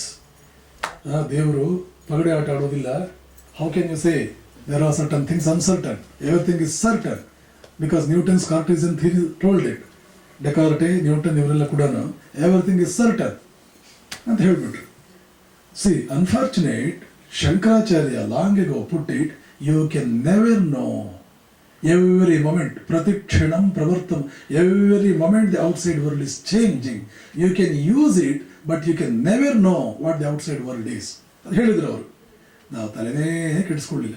ಇದನ್ನ Heisenberg ಈ ಥರ ಹೇಳಿದಾಗ Einstein he rebelled saying no, God does not play dice. Niels Bohr ಬಹಳ ಚೆನ್ನಾಗಿ react ಮಾಡ್ತಾರೆ, yes Mr Einstein, but again it is not our duty, it is none of our business to dictate to God as to how he must run the universe. Observation change. Yes, this is what Neil Bohr reacted. ಆಮೇಲೆ Heisenberg ಐನ್ಸ್ಟೈನೇ ಒಪ್ಕೊಳ್ಳಿಲ್ಲ ಅಂದ್ರೆ ಆವತ್ತಿನ ದಿಗ್ಗಜ ಅವನು ಏನಪ್ಪ ಗತಿ ಅಂತ he felt lost. Yes, even today quantum physics has not progressed much. You know why? One step ahead they are entering into Vedanta. Yeah. One step ahead they have to knock at the door of the metaphysics of Indian philosophy. Oh, ಎಲ್ಲಿ ಹೇಗೆ the scientific circle cannot accept, cannot digest it. ನಾವು spiritual ಇದಾಗ್ಬಿಡ್ಬೇಕಾ, Indian philosophy ತಗೊಂಡ್ಬಿಡ್ಬೇಕಾ, Indians ಹೋಗಿ ಅವ್ರ ಹತ್ರ ಇದು ಮಾಡ್ಕೊಳ್ಳೋದ, they have to, there is no other go. ಬಾಗಿಲು ಹತ್ರ ಕಾಯ್ತಾ ಇದ್ದಾರೆ, ಬಾಗಿಲು ತೆಗೆಯ ಸೇಸಮ್ಮ, ಆಲಿಬಾಬಾ 40 ಕಳ್ಳರುನಲ್ಲಿ ಬಾಗಿಲು ತೆಗೆಯ ಸೇಸಮ್ಮ ಬರುತ್ತಲ್ಲ, ಹಾಗೆ ಬಾಗಿಲು ತೆಗೆಯ ಸೇಸಮ್ಮ ಅಂದ್ಕೊಂಡು ಸೇಸಮ್ಮ ಇನ್ನೂ ಬರಲೇ ಇಲ್ಲ, ಇವರು ಕೇಳ್ತಾ ಇಲ್ಲ, ಸುಮ್ಮನೆ ನಿಂತ್ಕೊಂಡಿದ್ದಾರೆ. ಏನ್ ಮಾಡೋದು? Heisenberg felt lost, he couldn't do anything. Somehow, something might have prompted him, he came to India. But Rabindranath Tagore was alive at that time. ಈ ಥರ ಇದೆ ಟ್ಯಾಗೋರ್. ಇಂಡಿಯನ್ ಒಂದು ಮಿಸ್ಟಿಸಿಸಮ್ನಲ್ಲಿ ಏನಾದರೂ ಆನ್ಸರ್ ಸಿಗ್ಬೋದು ಅಂತ ನಮ್ಗೆ ಕಾಣುತ್ತೆ. ಎಲ್ಲ ಅನ್ಸರ್ಟನ್ ಅಂತ ಬರ್ತಾ ಇದೆ, ಏನು ಮಾಡೋದು ಅಂತಂದಾಗ ಟ್ಯಾಗೋರ್ ಹೇಳಿದರು, ಶಬಾಷ್ my dear Heisenberg, it is exactly now that you are knocking the door of truth. You need not worry that Einstein is not backing you. You have got the backup of whole Indian philosophy. You have a whole philosophy to back you up. It is true that you can't know exactly what the outside world is. ಹೀಗೆಲ್ಲ ಹೇಳ್ತಾ ಇದ್ದಾರೆ. Even ಆ Stephen ಹಾಕಿಂಗ್ದು ನಾನು ಸ್ವಲ್ಪ ಮುಟ್ಟಿದೆ ಅಷ್ಟೇ. Where is the origin of mind? It is in the mind of. Where is the origin of time? It is in the mind of man. By controlling your mind, you can control time, space and causation. Therefore, by controlling your mind through meditation, etc., ultimately, you can go beyond the influence of time, space and causation. That is why the whole Indian philosophy has got one program before everyone that it has held, that is try to meditate and have control on your mind. You can win the world if you can control your mind. Coming back again to Shankara's one of the statements that he has put in his one of the Bhashyas, ಈ ಮಾಯೆ, time space causation, winning the mind is something like winning over the universe. ಅದನ್ನು refer ಮಾಡ್ತಾ ಆಚಾರ್ಯ ಹೇಳ್ತಾರೆ, ಜಿತಂ ಜಗತ್ ಕೇನ, ಜಗತ್ತನ್ನು ಗೆದ್ದವರು ಯಾರು? ಅವರೇ ಪ್ರಶ್ನೆ ಕೊಡ್ತಾರೆ. ಜಿತಂ ಜಗತ್ ಕೇನ, ಅವರೇ ಉತ್ತರ ಕೊಡ್ತಾರೆ. ಮನೋಹೀಯನ, ಯಾರ ಮನಸ್ಸನ್ನು ಗೆದ್ರು ಅವರೇ. ಯಾಕೆಂದ್ರೆ ಮನಸ್ಸನ್ನು ಗೆದ್ರೆ ಟೈಮ್ ಸ್ಪೇಸ್ ಕಾಸೇಷನ್ ಗೆದ್ದ ಹಾಗೆ, ಅದನ್ನು ಗೆದ್ರೆ ಸಂಪೂರ್ಣವಾಗಿ ಗೆಲ್ಲೋದಕ್ಕೆ ಇನ್ನೇನು ಉಳಿಯೋದಿಲ್ಲ. You have transcend every limiting force, every limiting influence. So this Stephen Hawking ಏನೇನೋ ಮಾಡಿ ಮ್ಯಾನಿಪುಲೇಷನ್ಸ್ ತರ್ತಾನೆ, but fails to come to the conclusion that origin of time is in mind. ಹೀಗೆ ಇವತ್ತು ಡೀಪ್ ಆಗಿ ಫಿಸಿಕ್ಸ್ನ ಸ್ಟಡಿ ಮಾಡೋದಕ್ಕೆ ನಿಮ್ಮಲ್ಲಿ ಇನ್ಕ್ಲಿನೇಷನ್ಸ್ ಇದ್ರೆ, ನಿಮಗೆ ಅದ್ರ ಬಗ್ಗೆ ಒಂದು ಆಸಕ್ತಿ ಇದ್ರೆ, ದೇರ್ ಆರ್ ಇದೆಲ್ಲ ಸ್ವಾಮೀಜಿ ಎಷ್ಟೋ ಜನ ಕೇಳೋದುಂಟು. ಎಲಾಬ್ರೇಟ್ ಮಾಡ್ಬೋದಾಗಿತ್ತಲ್ಲ ಇಂಡಿಯನ್ ಫಿಲಾಸಫರ್ಸ್, ಇದನ್ನು ಎಲಾಬ್ರೇಟ್ ಮಾಡ್ಬೋದಾಗಿತ್ತಲ್ಲ. ನಾನು ಹೇಳಿದೆ, ವಿವೇಕಾನಂದರು ಇದನ್ನು ಹೇಳ್ತಾರೆ, the rishis of India, they worked in such a way that every science took its birth in India, they were developed elsewhere. The seers wanted to discover everything and leave the secondary details to be developed by other nations. They left. They did not want to waste their life, waste their energy and time over developing the secondary details. Immediately, soon after something is discovered, they would shift their field and go to some other field to find out the primary aspects of the truth as that could be perceived there. This was ಆದರೆ ಬ್ರಹ್ಮಸೂತ್ರಗಳು ನೋಡಿ, ಎಲ್ಲೂ ಬರೀ hints ಅಷ್ಟೇ, elaboration ಎಲ್ಲಿ. You had to wait for the emergence of acharyas for the elaboration of all Upanishads.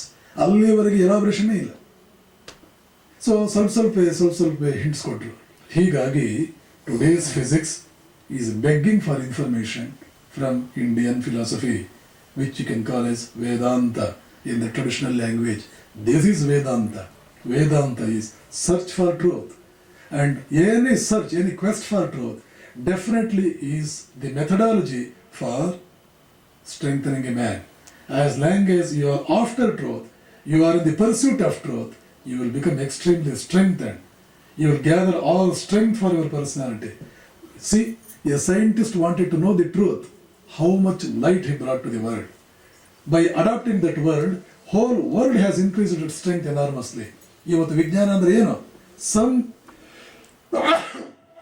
A handful of people, like an Edison, like a Newton, like an Einstein. Truth ಏನು ಅಂತ ಅವ್ರಿಗೆ ತಿಳ್ಕೊಳ್ಬೇಕು ಅಂತ ಆಸೆ ಆಯ್ತು. ಅವ್ರು ಎಲ್ಲ ಬಿಟ್ಟರು, ಒಂದು ಲ್ಯಾಬ್ರೇಟರಿನಲ್ಲಿ ಕೂತರು, ಟ್ರೂತ್ ತಂದರು. ಟ್ರೂತ್ ಆಚೆಗೆ ತಂದು ಅದನ್ನು ಅಡಾಪ್ಟ್ ಮಾಡಿಕೊಂಡ್ರು ಟೆಕ್ನಾಲಜಿ ಮೂಲಕ. ಟೆಕ್ನೋಕ್ರೇಟ್ಸ್ ಅವರೆಲ್ಲ ಅದನ್ನು ಅಡಾಪ್ಟ್ ಮಾಡಿದ್ರು. What is the result? 100 years ago, you could not think of going to India from America within a day, which you can do now. You could not think of talking to a man who is only a mile away from you. Whereas today you can talk for hours together with a man 20,000 miles away from you. Distance has been crushed. Distance has been won over. Your tremendous weakness, helplessness, it has been overcome. Helplessness caused by distance has been overcome. Helplessness caused by so many other limiting forces, well, they are overcome. Water could not move up. Man was so helpless, he could not make water move up. Today, there is a machine that can make water move up. There was not a bit of light after the sunset. Man had to grow up in darkness because some scientists wanted to search for truth. Today, you can illumine the whole night as though there is still a sun scorching, and you can conduct your football and cricket tournaments even during the night time. There is no difference between day and night. That helplessness is gone. How? How at all you could overcome that helplessness?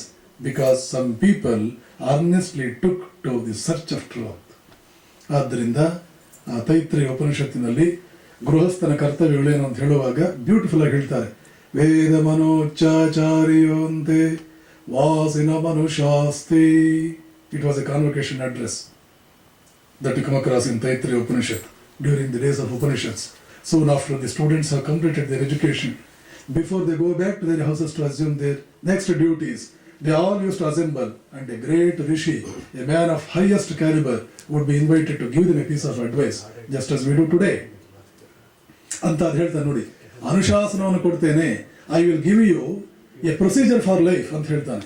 ವೇದ ಮನೋಚ್ಚಾಚಾರ್ಯೋಂತೆ ವಾಸಿನಂ ಅನುಶಾಸ್ತಿ, ಅನುಶಾಸನ ಕೊಡ್ತೇನೆ.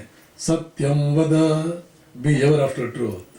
ಧರ್ಮಂ ಚರ, truth is such a great thing. ಹೀಗೆ ನಮ್ಮ ಉಪನಿಷತ್ತುಗಳಲ್ಲಿ, ವೇದಗಳಲ್ಲಿ ಅಲ್ಲಿ ಏನು ಅದ್ಭುತಗಳು ಬಂದಿದೆಯೋ ಐನ್ಸ್ಟೈನ್ ಒಪ್ಕೊಂಡಿದ್ದಾರೆ, ಇವತ್ತು ನೀಲ್ ಬೋರ್ ಒಪ್ಕೊಂಡಿದ್ದಾರೆ, ಹೈಸನ್ಬರ್ಗ್ ಒಪ್ಕೊಂಡಿದ್ದಾರೆ, ಆರ್ನಾಲ್ಡ್ ಟಾಂಬಿ ಅಮೆರಿಕನ್ ಸೈಂಟಿಸ್ಟ್ ಹೇಳಿದ್ದಾನೆ, ಅಮೆರಿಕನ್ ಹಿಸ್ಟೋರಿಯನ್ ಹೇಳಿದ್ದಾನೆ, India the conquered will conquer her conquerors through her spirituality.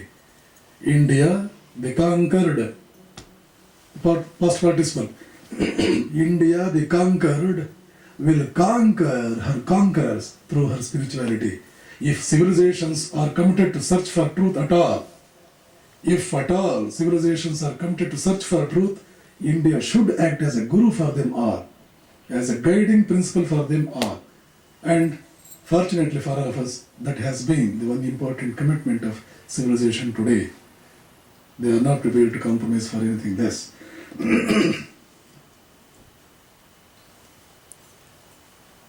So Swamiji, ನೀವು ಒಂದು ಭಜನೆ ಹೇಳ್ತೀರಾ? ಇವರು ಹಿರೇಮಠ ಅವರು ಹಾರ್ಮೋನಿಯಂ ಬಂದಿದ್ದಾರೆ, ಆಮೇಲೆ ಕೈಲಾಶ್ ಒಂದೆರಡು ಭಜನೆ ಹೇಳ್ತಾರೆ. Then will conclude the programme. ಹಿರೇಮಠರು ಯಾವ ಕಡೆ ಅವರು? ಬಿಜಾಪುರ. ಅವರು ಬಿಜಾಪುರ ಸ್ವಾಮೀಜಿ.